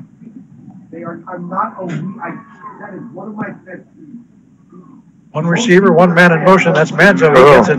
He's going to get wrapped up in the backfield. They were camped on that. Yeah. Manzo on the carry. Very quick. Lost back to the 33. One thing I got to say about the Pirates defense, they've done their study. They've been watching the film. They know what the Braves' tendencies are, and they've been able to react quickly enough to make some stops. Yep. Come see the press box. Anybody missing anything? Randy comes off the field, limping just a bit. Cantley also out, but he appears to be just being replaced in the normal rotation. Savage, Manzo, and Coleman out wide, right? Dix from the shotgun, looking to throw all the way. Plenty of time, throws across the middle. Manzo's got it on the slant. Now it's a foot race. Wrestled down to the 4. I didn't think anybody could catch Johnny Manzo when he got ahead of steam. Johnny Manzo, interception for a Lompoc Brave. First down. What a huge run. Catch and run by Johnny Manzo. The guy who caught him had a 40-yard advantage on him. I tell you what, 18 just outran everybody. This one had the angle on him, got him down just before he got to the goal line. First and goal, Braves at the 4. And credit to Xavier Dix. He hit him right in the hands with that one. Hanley off a left tackle, gets down to about the 1. Number 20, Dallas Hanley with the 3-yard pickup for the Braves. That was a beautiful play. Yeah, that one went the way they drew it up. They've had some where Nix was not terribly accurate in the first half of the night, and you couldn't have walked out there and handed it to him any better than that pass. Yep, that one was right on the money. Second and goal from the 1. Full house backfield. Second and goal from the 1. Toa Tawa. Is he in? He is not, apparently. How do you stop Toa Tawa from getting 1 yard? I'm not quite understand that. Well, you have a massive pile up. make it look like the 4-5-10 interchange. Third down and goal, the ball just outside the goal line, just inches away. Nix will come back in with the play. More than likely see that full house in. Canley, Cortez, Towel. Canley in motion. I think the snap was fumbled. Oh, goodness. Fumbled snap, and the Pirates have recovered at the one. Oh, my gosh. Arroyo Grande up 31-0 on Rigetti. No, we jumped early. We got a false start. There's contention up here in the press box that that was all caused by defensive encroachment. The fumbled snap results in a turnover of the Pirates. But the snap was fumbled. The Pirates have got it. It's first and 10. St. Ynez at their own one. That's Lompoc's third turnover of the night. Something very atypical of the Braves this season. Good time for a safety, Greg. Yes, it is. Operating from out of the end zone and movement. Ooh. I'm not sure they can move the ball back in there. Half the distance to the goal, and they're going to move it about an inch, probably. So that was the least costly penalty you'll ever see. Penalty is for a false start against the Pirates. 7 minutes and 23 seconds left here in the third quarter. It's Braves 14-7 over St. Ynez. And the Braves just lost a golden opportunity to add to that lead.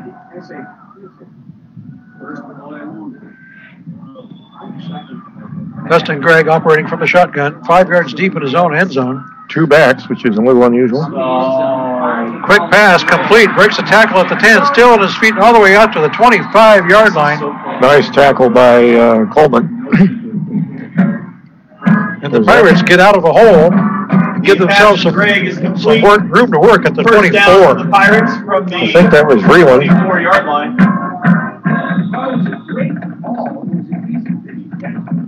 7:13 remaining here in the third period. We're just about halfway through this third period, Greg. Going quickly, isn't it? Yeah, well, when the ball stays on the ground, Greg, back to pass, complete. Ooh. Breaks a tackle, now wrapped up. Savage has got him. Do I mean Savage has got him? And Cortez comes over to help him out. Number 88, Jasper Cadlick, brought down by King Savage.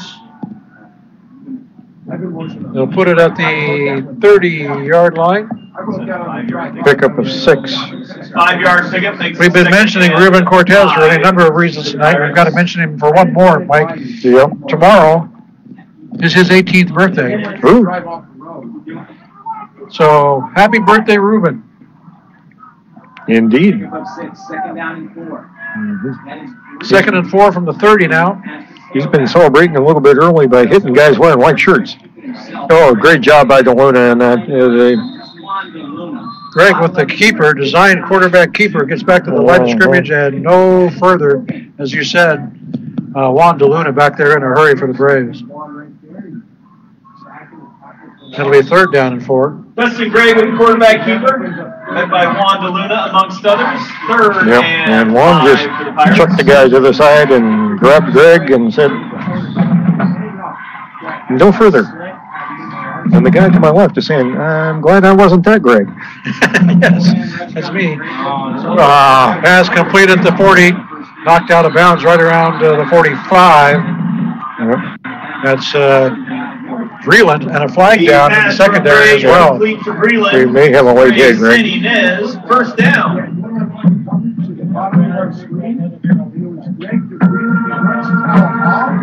Say he stepped out at the St. Ynez 45. Looks like the flag may have been picked up. 5:32 to go. No penalty, but a 1st down for the Pirates at their own 45-yard line. 2 receivers up top, 2 to the near side. Greg from the shotgun. Ooh. Quick pass complete. Boy, that was a dart. It did. Right past the defender into the... I thought that was going to be picked. First down. And all of a sudden, the Pirates have got their passing game going. Ball beyond the First down, St. Ynez at the Brave 44. And that, I thought that was going to be picked and returned, and it just it may have been in the air for maybe a second. Yeah, it was on a just quick slant, and it got there in a hurry. Back to the air again. Jimmy Gardner. Gardner's got it. Picks up a block. All the way down to the 25-yard line before he's whistled out of bounds. Took Jimmy that Gardner. from the Lompoc 35. The pass was intercepted by number 32, Jimmy Gardner. And there's some happy faces here in the press box now. Finally, the Braves get a turnover to go their direction. Jimmy Gardner, the man in the right place at the right time, came down with that one. And the Braves are in business. Penalty flag down, however. There is a flag on the play. Penalty going against the Braves. It will be after the interception, however.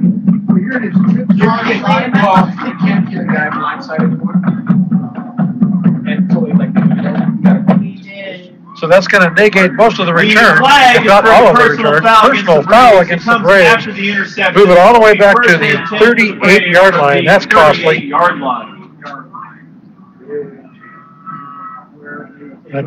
Gardner took it back to what, around the 20, Mike? So that's around the 25. I think just inside the 25. 30. That's about a 35-yard penalty. Gives the Braves a chance to burn some more clock here, though. 5:08 left in the third quarter. 14-7 is the score. The Braves on top, and they've got the ball back. Savage out wide left with Prendergast on him. Nice matchup. There goes Dallas Canley for about a yard. Number 20, Dallas Canley on the carry. I've got to give some credit to the Pirate defense, Mike. This is about the least effective I've seen the Braves offense all year. Yeah, well, they've had some chances. They've had too many penalties, turnovers. We saw just before halftime a touchdown dropped. We had turnover at the 1-yard line. DeWay, Tawa tripped up, or else he had some room. Yep. Gotten all the way out to the 45-yard line, however. Prendergast got a piece of the ankle. That's about all. Yep. Enough to bring him down, however. It'll be 3rd down and 3 from the 45-yard line. Makes it 3rd and 3 for the Braves. Clock running, approaching the 4-minute mark here in the third quarter. The scores here, it looks like Arroyo Grande is leading Regani 31-7. Pioneer Ball on the near hash mark. 3rd and 3. Savage, the lone receiver outside. Manzo in the slot. And Ruben Cortez gets wrestled down. Got slammed there. Yeah. Number 21, no Ruben gain. Cortez is brought down for no gain. 4th and 3 for the Braves.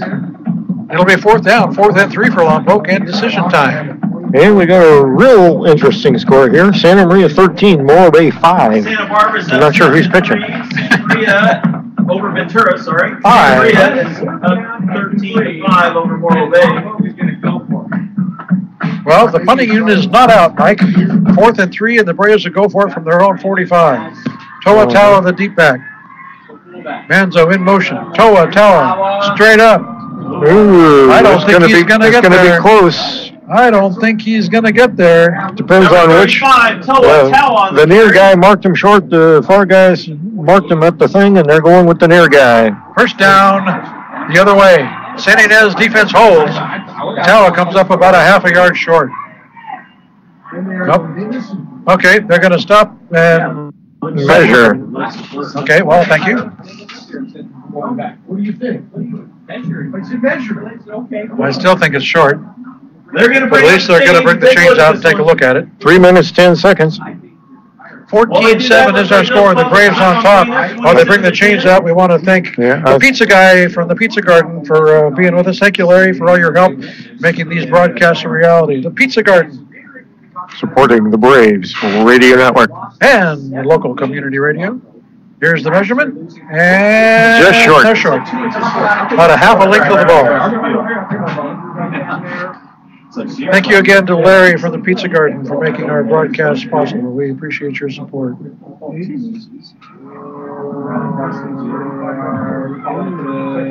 So we'll turn around and go the other way. The Pirates have the ball now at the Braves' 47-yard line. Were you surprised at that call, Mike, to go for it? Not really. I probably wouldn't have done it, but Andrew likes to roll the dice occasionally, and, well, that's going to back him up 5. All sorts of people rolling before the snap that time. Flag is for a false start. False start. Pirates, that'll back him up. 15. Move the ball to the Pirate side of the 50-yard line now. About almost exactly halfway between the 47 and the 48. Which is exactly where it was on the other side of the 50. Yeah. 1st and 15 now for Ynez. 2 receivers up top. Greg from the shotgun, looking to throw all the way. Plenty of time. Good protection. Throwing deep. Pendergrass is there. Overthrew him. The pass from Greg was intended for Prendergast. Falls incomplete, making it. And I tell you what, Gabe Prendergast was there. He had a couple of steps on the defender, who was Toa Tawa, I believe. And the ball was overthrown. Nobody's really been terribly accurate throwing the ball tonight. I think the wind may have had something to do with that, Greg. Yeah, I wouldn't doubt it. Was throwing with the wind. Had the wind at his back that time, it might have helped it sail a little bit. Unusual situation here. Prendergrass off the field. Maybe a little shaken up after that dive. Well, I think just getting him a breather. He ran quite a ways. 2nd and 15 out of the incompletion. Oh, goodness. And 2 Braves jump early. And we're going to give that 5-yard penalty they got earlier back. Offsides against the Braves. 5 yards. Okay, so now we're back to the Lompoc side of the 50. Yeah, and this has not been a well-played game really by either team. 2nd and 10. Keeper for Greg. Ooh, and they kept him. And they kept him from going too far. Powers his way inside the 45, just barely. Justin Greg with quarterback keeper. About 3, maybe. I don't recommend 5'8", 165 going into 5'11", 250. We'll give him, I'll give him 3. 3 yards or... I'll give him 2. I don't know, whichever. It's third down and a long 3. Couple meters. Long 7. Yeah. You picked up on that? Yeah. One receiver up top, one here to the near side. 2 backs in the backfield along with Dustin Gregg. All the starters still in there. Back to pass. Has time. Sets, throws. Almost intercepted by Johnny Manzo. And Johnny was looking to go. And he could have. From Craig is broken up by number 18. Broken up, however, with passes incomplete and a 4th down. For the Pirates.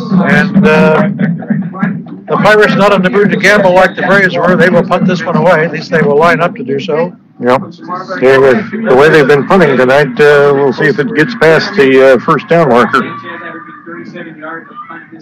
And they're going to kick out of bounds again. What a shock. Well, they kick it to the near side of the field this time, at least. Ooh, out at the 23? Well, that's better than they have been. The punt goes out of bounds once again at the 20. The Braves will take over 1st and 10 at their own 23-yard line. 2:11 left on the clock here in the 3rd quarter.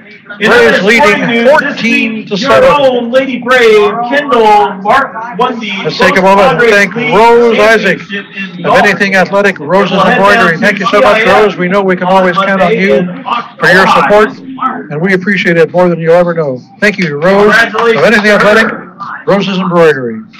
A longtime supporter of the Braves Radio Network. Indeed. Nix takes the handoff, rolls right, throwing on the run. This one is bounce pass, incomplete. Tried to get that to number 84, Jacob Hunt, and that was kind of a hand grenade kind of throw. It was in the vicinity. Would have been a nice basketball pass. Yeah. 2:06 left in the quarter. Nix will come back in with the play. It'll be 2nd and 10 after the incomplete pass. And we should mention that one of my favorite Braves, Kendall Martin, won the Los Poyos League individual championship for the girls golf team. Hey, excellent. Shot a 98 out at La Purisma, which may not sound impressive, but believe me. Oh, yeah, trust me. That's impressive. It's impressive. You shoot under 100 for 18 at La Purisma, you have done well. If I shoot a 98 at LP, I'm going to put my clubs away and never swing the ball again. Because you know you'll never top that. In the meanwhile, the Braves pick up another 5-yard penalty and back them up to the 18-yard line. It'll be 2nd and 15. 2:06 remaining here in the third quarter.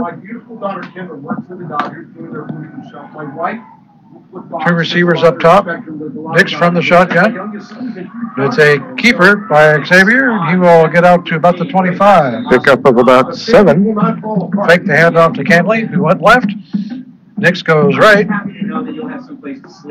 Xavier Nix with the quarterback keeper. Yeah, a nice game. It'll be 3rd and 8. Calling a 7-yard pickup, making his 3rd. Oh, right at the 25. Canley and Rennie and Hunt out. Looks like they may be going with the 4 wide again. Down to a minute and a half left here in the third. 14-7 is our score. Braves on top. It's been a struggle for Lompoc tonight. Rigetti making it a little bit closer, 31-13 down to Arroyo Grande. And timeout. Braves. Timeout called by the blue and white.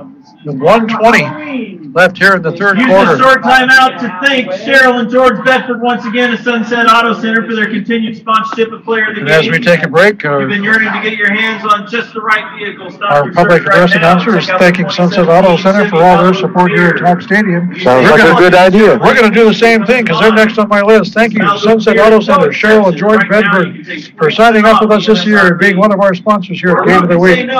Sunset Auto Center, thank you for your support of Lompoc Braves football and Lompoc Community Radio. We were talking about Braves miscues a while ago. Another one that pass from Shamar Savage to Johnny Manzo that was just short. So the Braves could easily have another 21 points here. Yep. And that gets us close to that magic 35 number because we really haven't seen much of anything offensively from San Ynez. Other than a few passes that got them, kept them going. Most of their... Okay, Savage out to the right. We have some more whistles and flags. What's this one doing?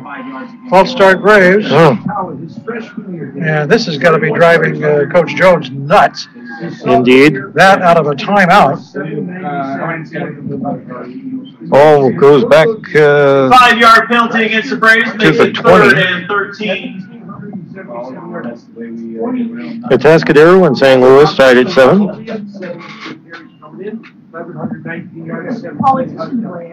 Third down and 13 now from the Brave 20-yard line. Dare we say retrograde motion Well, at its worst. See it. Savage in motion. Nix from the shotgun under pressure now has to run. He's going the wrong way. And he's going to almost get sacked at the goal line. Throws it away to the sideline. They're going to get him for intentional grounding. And if he was in the end zone, it's a safety. We'll see what they call. threw the flag just outside, and now we're going to have a conference. Toa was over in the neighborhood, and they're going to wave it off. And that is a big break for the Braves. The flag has been waved off. Making it before. Nix had initially some pretty good time, had to break out of the pocket and roll to his right. All of a sudden had 2 white shirts on him and had to turn, go around the other direction, and that's when he ran out of real estate. By that time, he was back at the goal line and just had to heave the ball to save the safety. And very fortunate, frankly, they didn't get called for grounding. So with 4th down and 13, the Braves will punt. Ruben with the kick. Gets a nice roll. And is down at the 40-yard line of the punt Pirates. from Cortez is down at the 40-yard line, making it 1st and 10 for the Pirates from there.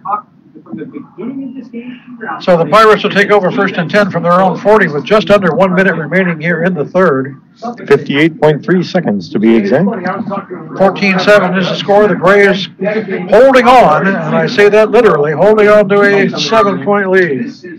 Well, score of Lompoc and the rest of the Los Padres League County. Look at the amount of points they've given up in league. Not only have we not had a running clock tonight, this is the closest game that we've had all season long for the Braves. They're really going to have to show what they've got here in the fourth quarter. Yep. 2 receivers up top, 1 here to the near side for the Pirates. Greg from the shotgun, looking to throw on 1st down.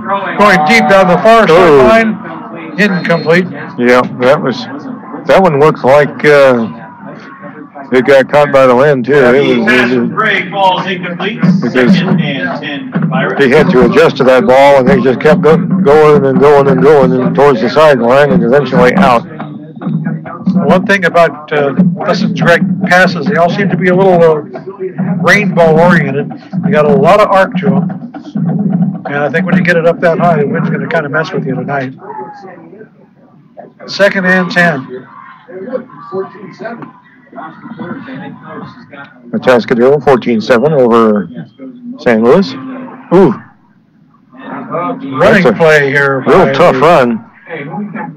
Got a little bit of a scrum going out. We'll pick up 3 yards as the massive humanity moves forward. Maybe 4.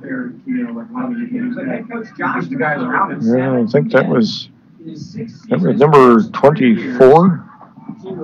Number 23, Cash Transit. Yeah, that was Transit again. These numbers from San Ynez are the worst. Oh. They are white on white. And I'm not exaggerating. White numbers on white jerseys.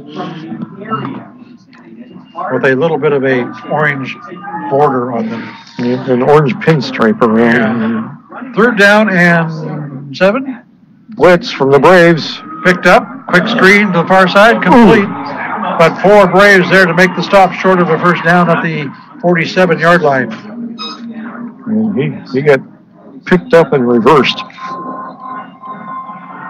The completed pass looks like a rerun again. Making it 4th and 2 for the They're going to put it just across the 47, short of a 1st down by a couple. And it'll be 4th down for the Pirates.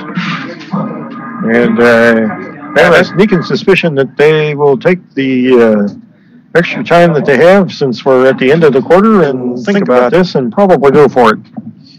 That is, in fact, the end of the third quarter. The score, Lompoc 14, San Ynez 7. You are listening to Lompoc Braves football on 100.9 KPEG, your home for local sports and the greatest rock and roll on the planet. The Braves Radio Network. That's Mike. I'm Greg. Bill, Dr. Draw Smith back at the KPEG controls, spinning the dials, pushing the levers, clicking the mouse. Yeah. Doing his thing. Thank you, Dr. Draw. And we know how much he likes clicking the mouse. So we're going to turn around and go the other way. Let's see what the Pirates have decided to do at 4th and about 2. And I think they're going to roll the dice here.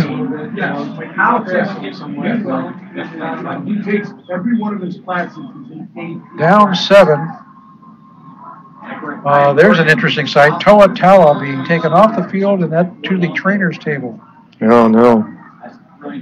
And we've got, they're good. I think they're going to try and draw the Braves offside. And, well, now they're shifting to 4 wide, 2 aside. From the shotgun, 1 man in motion now. They will go for it. Greg rolling right. Dan Hill, quick kick. Quick kick it and out of bounds at about the 35 on the far side. So that was interesting. But it comes out about like the punt by Justin normally have done if they had lined up the kick. At the 36-yard line, making it 1st and 10. Well, they're 15 or 20 yard net. So The Braves will take over first and 10 at their own 36-yard line, just underway here in the fourth quarter. 14-7 is the score. Braves on top. Well, so far, Operation Keep the Ball Away from Manzo has been working pretty well. Mm-hmm. Good strategy. But the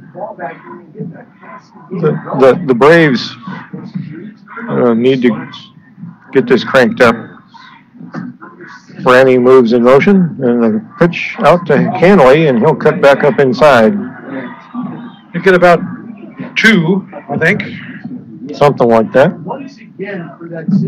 Again, number 20, Dallas on the trainer's table on the sideline. Looks like they're stretching out his leg. Second and 9 for the Braves. Hoping it looks to all indications like it might be cramping. He's certainly had to play a lot more than he usually does tonight.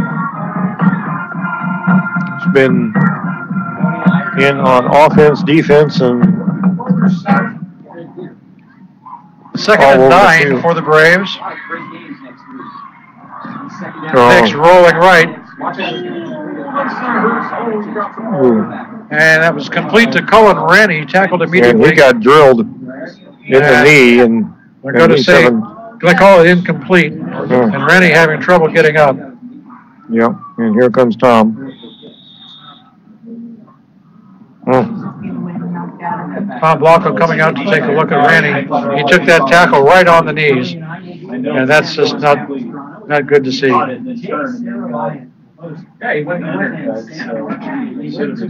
Toa over there having his leg worked on. Now the entire training staff out to look at Cullen Rennie, who is down at the 42-yard line. Yeah. Lost possession at the tackle, so it is an incomplete pass. It'll be third down when we get back. 10:52 left on the clock here in the fourth quarter. Arroyo Grande is, they're now saying, is up 38-14 on Rigetti. So.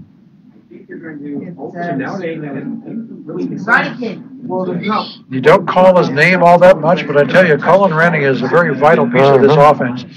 He does a tremendous job blocking. Been very effective, and he's a sophomore, 6'1", 210.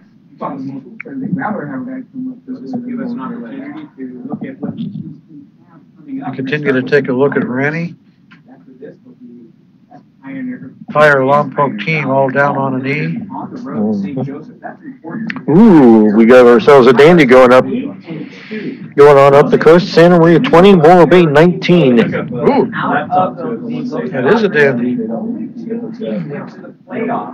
Atascadero 14, San Luis 7 still. That one from a few minutes ago. Take a look at our remaining broadcast schedule here for the rest of the regular season. Next week, we'll be back here at Houck Stadium when St. Joseph comes to town to take on the Braves. And then 1 week after that, 2 weeks from tonight, is the big game, Lompoc versus Cabrillo, to finish off the regular season. And there's good news. Cullen Rennie walking off the field under his own power, albeit with a bit of a limp. Yeah, and they're still stretching out the, looks like the left calf of Toa, and so 2 of the bigger backs that Lompoc has off the field, and the Braves looking at a 3rd and 9 from their own 37-yard line. So the tailback will be Ruben Cortez. The soon-to-be birthday boy. Manzo in motion. Fake to Manzo. Throwing deep down the middle of the field. This one will be overthrown, intended for Shamar Savage. The pass from Nix was intended for number 22, Shamar Savage. A little too much air under that one. Savage couldn't run under it. It'll be 4th down. Yeah, he was shielded off the ball a little bit by Prendergast, but Nix had to throw that one early because of pressure. Looks like Ruben will stay in to do the kicking.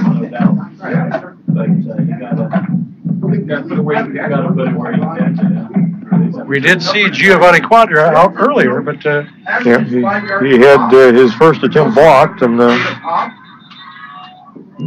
they're going to have a timeout called. Timeout by the Braves.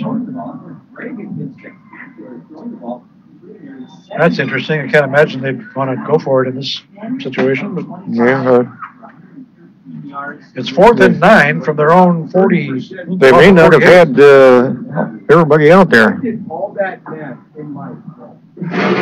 Well, Brigetti hasn't given up yet. So now 38-21. Tolatawa up walking it off now. Looks like he's okay. Talking to Tom Walker there. It's Lompoc second timeout. That's interesting. That leaves them only with one here. If things get tight down the stretch, that could come into play.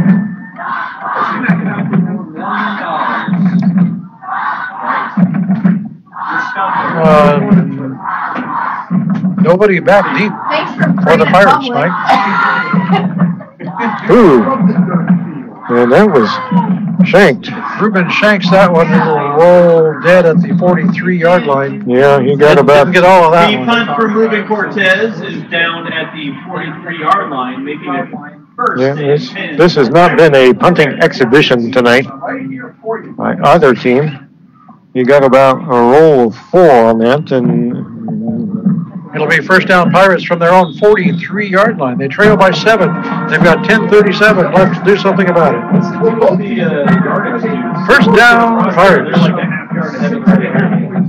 Their 10th possession of the game. And we've got Connor Hayes in at the spot where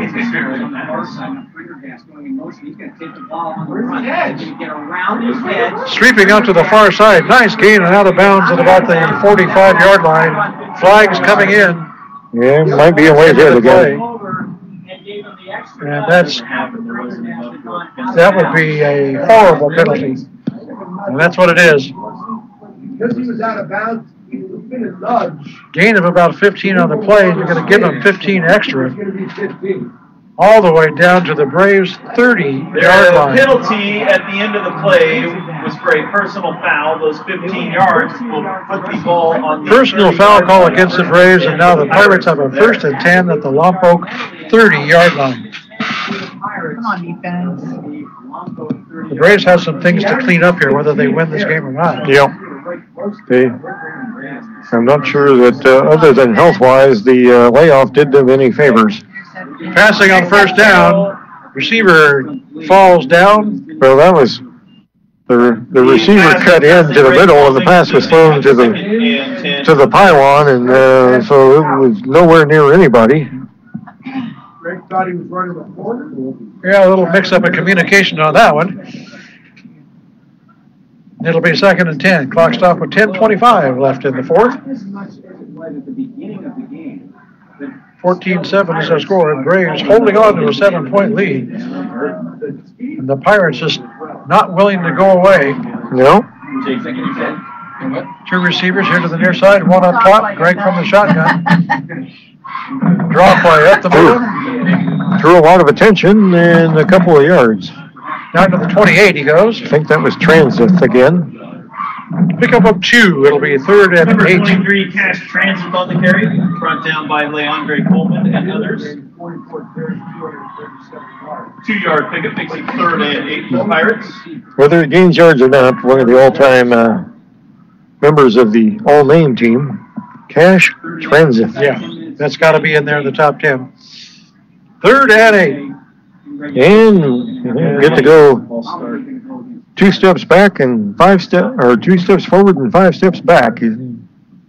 False start against the Pirates. And that hurt because you haven't been throwing the ball spectacularly tonight. And both teams, as you said, pretty darn sloppy, actually. Way more penalties than you would think you would expect to see. Penalties, mental mistakes, just not making plays and turnovers, all kinds of shouldn't have happened. It'll be 3rd down and about 13. 2 receivers out wide to the right, 1 here to the near side. Dustin Gregg operating as usual from the shotgun. And Tawa is back in on defense. Sets, throws, far sideline, incomplete. Yeah. At the 20. And that was another one that was thrown out there and went wide. The pass wide right. Falls incomplete. He was toe dancing on the sideline trying to grab that, but he needed to be about another 1.5 feet tall. Yeah. Makes it 4th and 13 for the Pirates. 4th down now for St. Ynez. And they will line up in punch formation. Not like you're giving them amazing field. Looks like Savage back deep this time. Another high snap. Ooh. Fields it though. Low line kick will roll out of bounds at about the 15.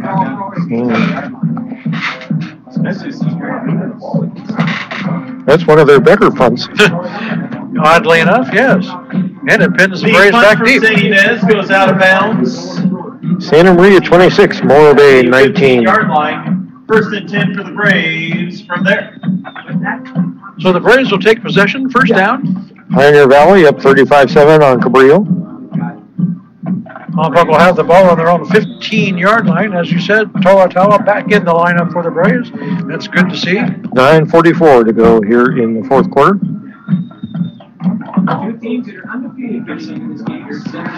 4 receivers set for the Braves. 1 up top, 3 here to the near side. Nix from the shotgun. Now give it to Tao up the middle. Spread the defense and run up the gut. Yeah, pick up of about 5. 35, Toa. Just across the 20-yard line goes Toa. 5-yard pickup makes it 2nd and 5 for the Braves. As we click down towards 9 minutes, we see Jose Silva practicing his field goals here. And surprisingly enough, we haven't really seen much in the way of big plays tonight, Greg. Attempted big plays. Johnny Manzo had 1 for the Braves, but got called back. He had another one that got stopped just shy of the goal line, and then the Braves turned it over even closer to the goal line. Nix. Draw by Nix, and lost maybe a foot. Don't think he quite got back to the line of scrimmage.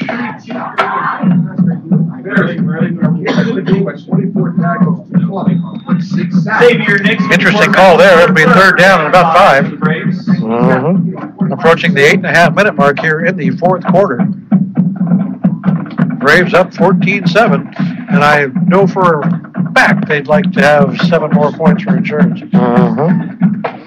See if they have something from the tricky file dialed up here. 2 wide right.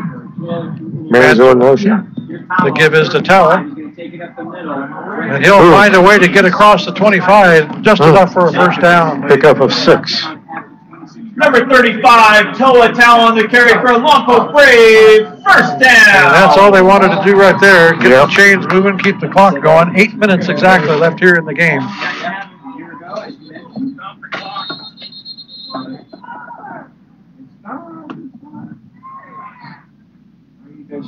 Yeah, don't shake your head. Yeah, and some confusion about what the officials want to do with the clock. Still 35-21. Arroyo Grande over Rigetti. And they're saying they want the clock adjusted from 8:02 to 8:10. Okay, we can do that. Well, we can't, but and now they'll roll it. The folks to our right can do that. First down, Braves from their own 26-yard line. They would like nothing more than to use up this last 8 minutes and stick it in the end zone. Yes. Of course, if take it to the locker room. Somebody were to bust one here, they wouldn't object to that too much either. Well, Ruben busts one up the middle, across the 30 to about the 32. Pickup of about 7. Number 21, Ruben Cortez on the carry. Really nice job by Nick Jones. The left Cortez will come out after a gain of 7. Toa comes in to take his place. And for a makeshift offensive line, they have been doing an excellent job all year. And that time, Nick Jones laid the wood on somebody. Second down and about 3 for the Braves.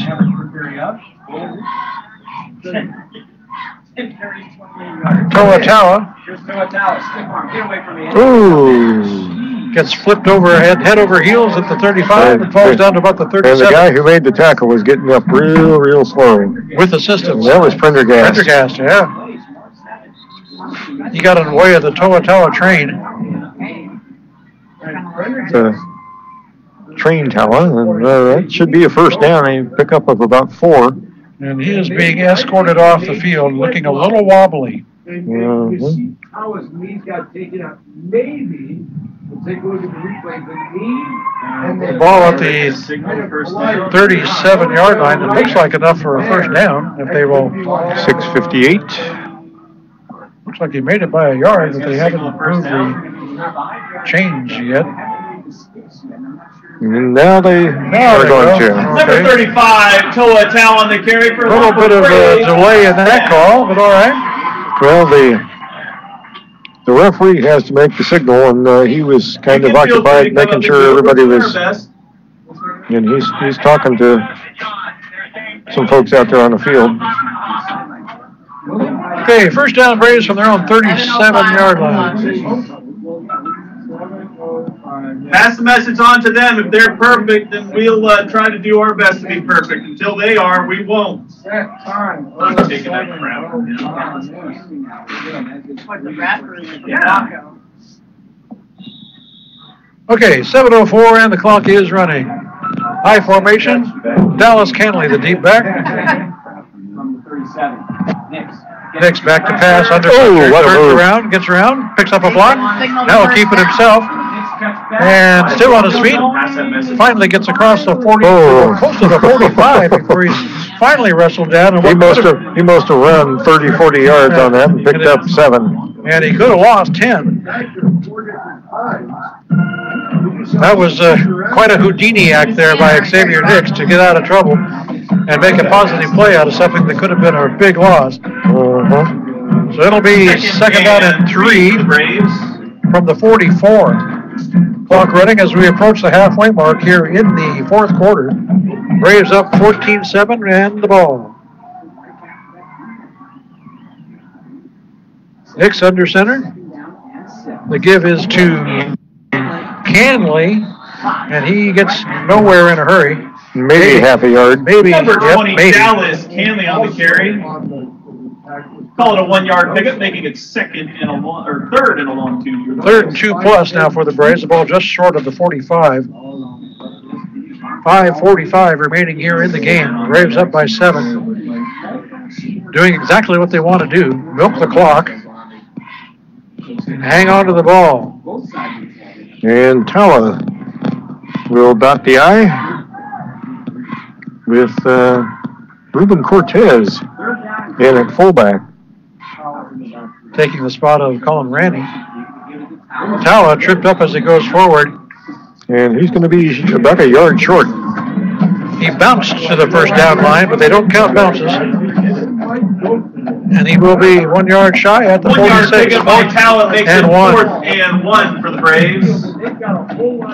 And Pioneers Alley has scored again. It's 42-7 over Cabrillo.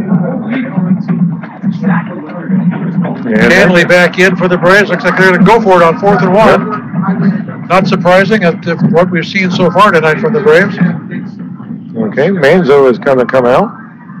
Looks like we're going full house. 4th and 1, and what could be the play of the game here.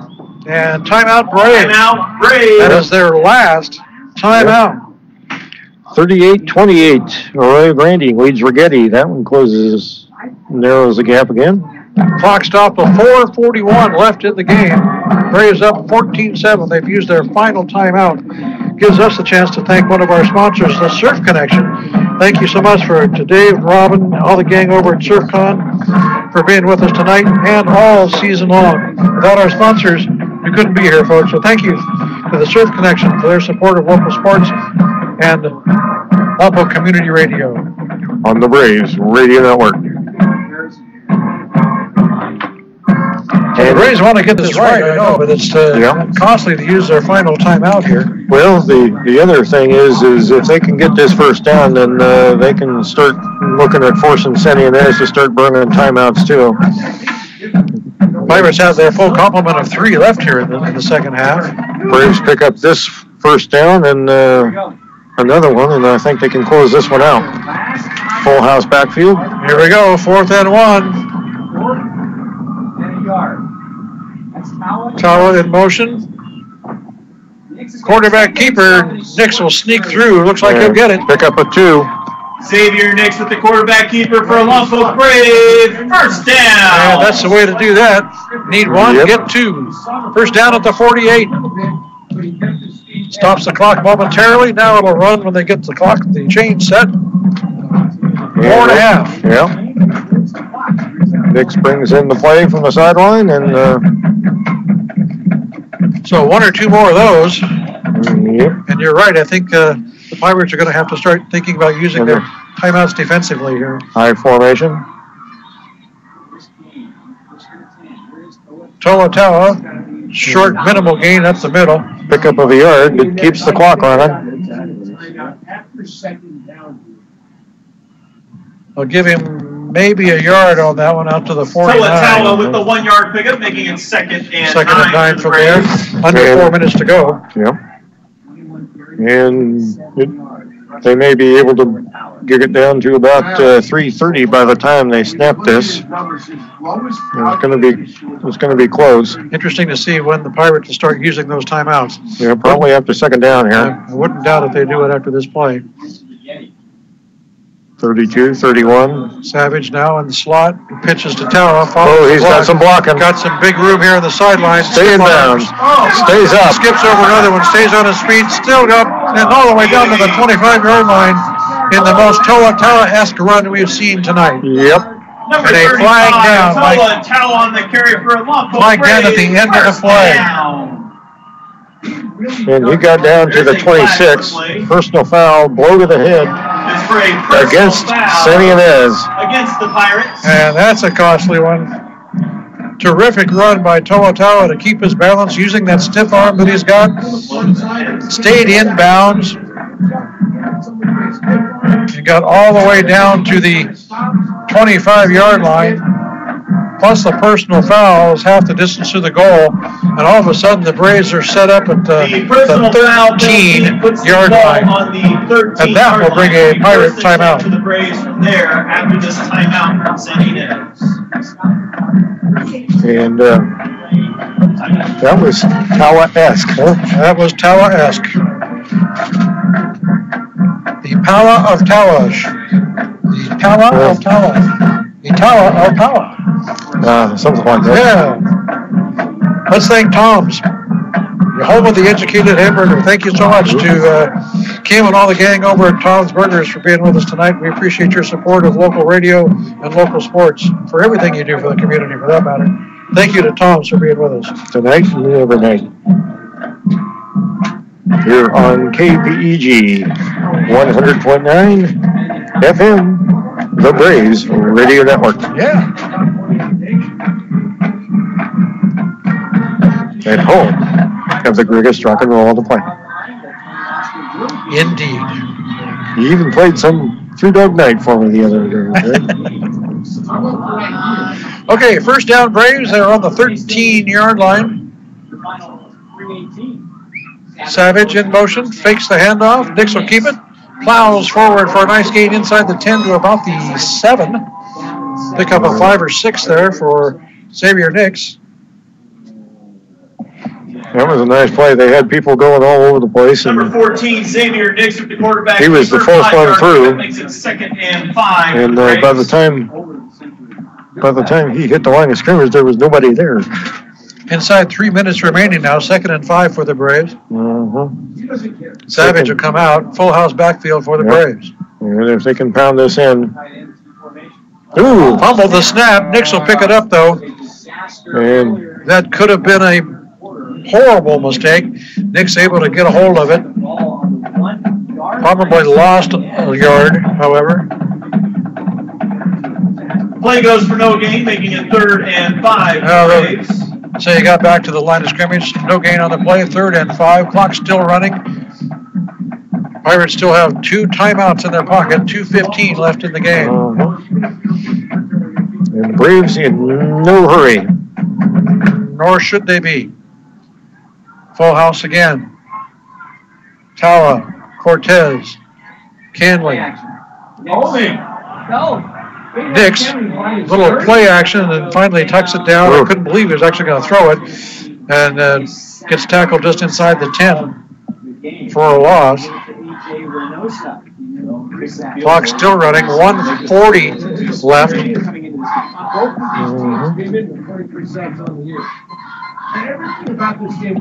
And timeout taken by the Pirates. Ynez takes a timeout. 1:41 officially left in the game. That's their second timeout. They have one remaining. Ball just inside the 10. It'll be fourth down for Lompoc. One would expect the Braves might want to try a field goal from here. And guess who's out on the field? Number 19, Jose Silva, out to kick what would be a 27-yard field goal, which would make this a two-score game with less than 2 minutes to go. So is it safe to say this is a big kick? Yes. Ball is on the right hash mark. Kick would be... Oh, goodness. Kick would be right around 26 yards. And who you got for player of the game, Greg? Oh, my gosh. Well, let me get through this kick. It might be Jose Silva in just a minute. There's a snap. Kick is away. I like it. I like it. It's good. The field goal by Silva is good. Jose Silva with a 27-yard field goal. And the Braves have extended their lead. It's now Lompoc 17, Ynez 7 with 1:36 left in the game. And that was huge.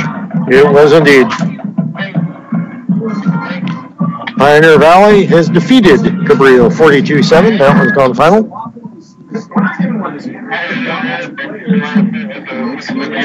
Take this quick opportunity to once again thank all of our sponsors tonight. Remember, folks, it's our sponsors that make this broadcast possible. So thank you to the Box Shop, Frederick Quality Plumbing, Hammond Overhead Door, Lompoc Community Bank, Pizza Garden, Anything Athletic, Roses Embroidery, Sunset Auto Center, Surf Connection, Tom's Burgers, and Wilkerson Chiropractic. Thank you so much to all of our sponsors for being with us tonight and all season. And Silva will kick off.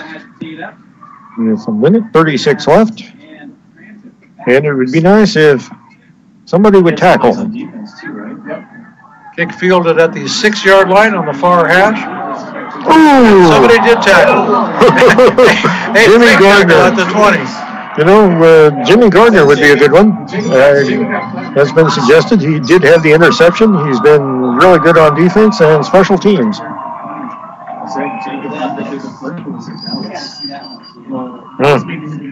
That was, it's not very often you see a guy doing a headstand in the middle of the field, but that's what happened on that tackle. The Ynez returner is brought down the 21-yard line. So the ball at the about the 20, just past the 20 for the Pirates. They've got a minute and 30 seconds to see what they can do. They've got 80 yards to go.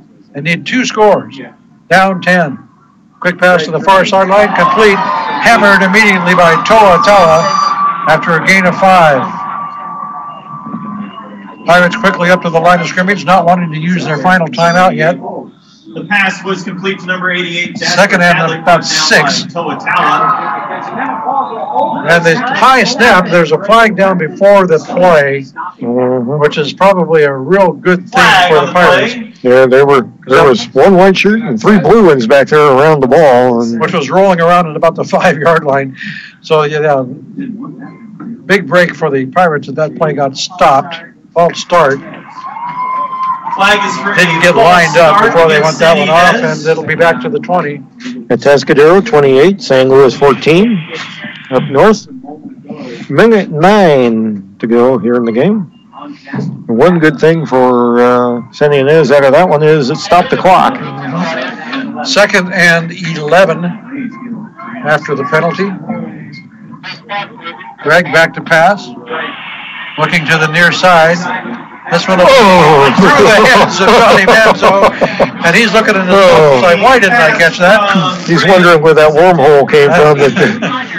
Incomplete pass makes it 3rd and 11. Right in his hands, and couldn't hang on. This is a press box. But is an incomplete pass. Stops the clock with 1:01 left in the game, and it'll be 3rd down and 11. You got it. Ryan Morgan comes out.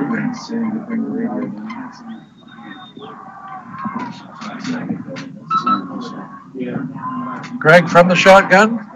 Looking to pass, throwing deep down the far sideline. This one will be overthrown and incomplete. Yeah, nice coverage back there. Connor Hayes. Greg was broken up by number 2. 54.8 seconds left, and the Pirates are down to their last down. 4th and 11. And Mike, this is the first game of the Braves season that the starters have played 4 quarters. Yeah, well, that's not necessarily a bad thing. No, I would say that's probably a good thing, actually. 54.8 ticks on the clock. Sure. And a desperation play here by the Pirates coming up on 4th and long. And I think if there's a lesson to come out of this game is the Braves defense can play. Scrambling. Throw on the run, incomplete at the 25, and that'll do it. Wouldn't it make a difference? He was well short of a first down. The pass from Greg is broken under by number 21. Great duress in the backfield, had to throw that one on the run. It was low and away, and the Braves will take over on downs, 1st and 10 at the Pirate 20-yard line. That was low and away, and guess who broke it up? Who broke it up? Kid wearing number 21. Hey, Ruben, attaboy. Once again, happy birthday to Ruben Cortez tomorrow, turning 18. So, victory formation, your favorite formation here for the Braves. 52 seconds. 2 kneel downs, and this one will be in the win column for Lompoc. There's one of them. Not the way a lot of people thought this game was going to go, Mike. In spite of 7-0 records for both squads, some people thought this was going to be another great blowout. Well, the Braves left a lot of points out on the field tonight, but their defense has just been stellar all year, and their defense... And they came up tonight for sure. Jimmy Gardner just voted player of the game. Made the trip, and justified. And that's the final kneel down. There's still 15 seconds left on the clock, but the teams are vacating the field. This one is going to be history. And what a game it was. The Braves scraping out a 17-7 win. Congratulations to your Lompoc Braves on tonight's over the San Ynez Pirates. Victory over the visiting Pirates. That's going to take the Braves to 2-0 in league. And drop the Pirates to 1-1.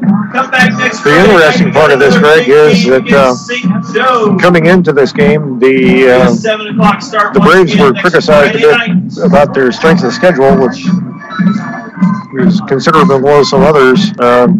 But the Pirates' strength of schedule was actually a negative. It was about -9. The Braves was about 5 or 6. And so amazingly enough, this game will probably push San Ynez higher in the rankings. and Lompoc may drop. Yeah, Lompoc will drop because they didn't demolish a team that had such a weak schedule. Yep. Yeah, it's interesting how all that works out. But right now, as it stands in the LPL, St. Joe and Lompoc tied for first at 2-0. And guess who's playing next week, Rick? St. Joe right here against Lompoc. The two teams tied atop the league will be battling it out for sole possession of first place right here at Hog Stadium a week from tonight. And St. Joe and San Ynez are going to have a whale of a clash here coming up, because if San Ynez goes 2-2 in league, finishes third for the second year in a row with 2 losses, 8-2 record and does not make the playoffs, they are going to be very, very upset. They are going to be upset indeed. And we're being attacked by groupies here in the booth. The grandkids are here. That's good. Hey, we want to thank you for being with us tonight. We appreciate you listening. For Bill Smith back at the studio and for Mike Loney to my right, my name is Greg Ratcliffe. Our final score, 17-7. The Braves over the Pirates. Don't forget, we'll be back right here 1 week from tonight when the Lompoc Braves will be hosting the St. Joseph Knights. Thanks again for being with us. Once again, the final score, Lompoc 17, St. Ynez 7. Good night, everybody.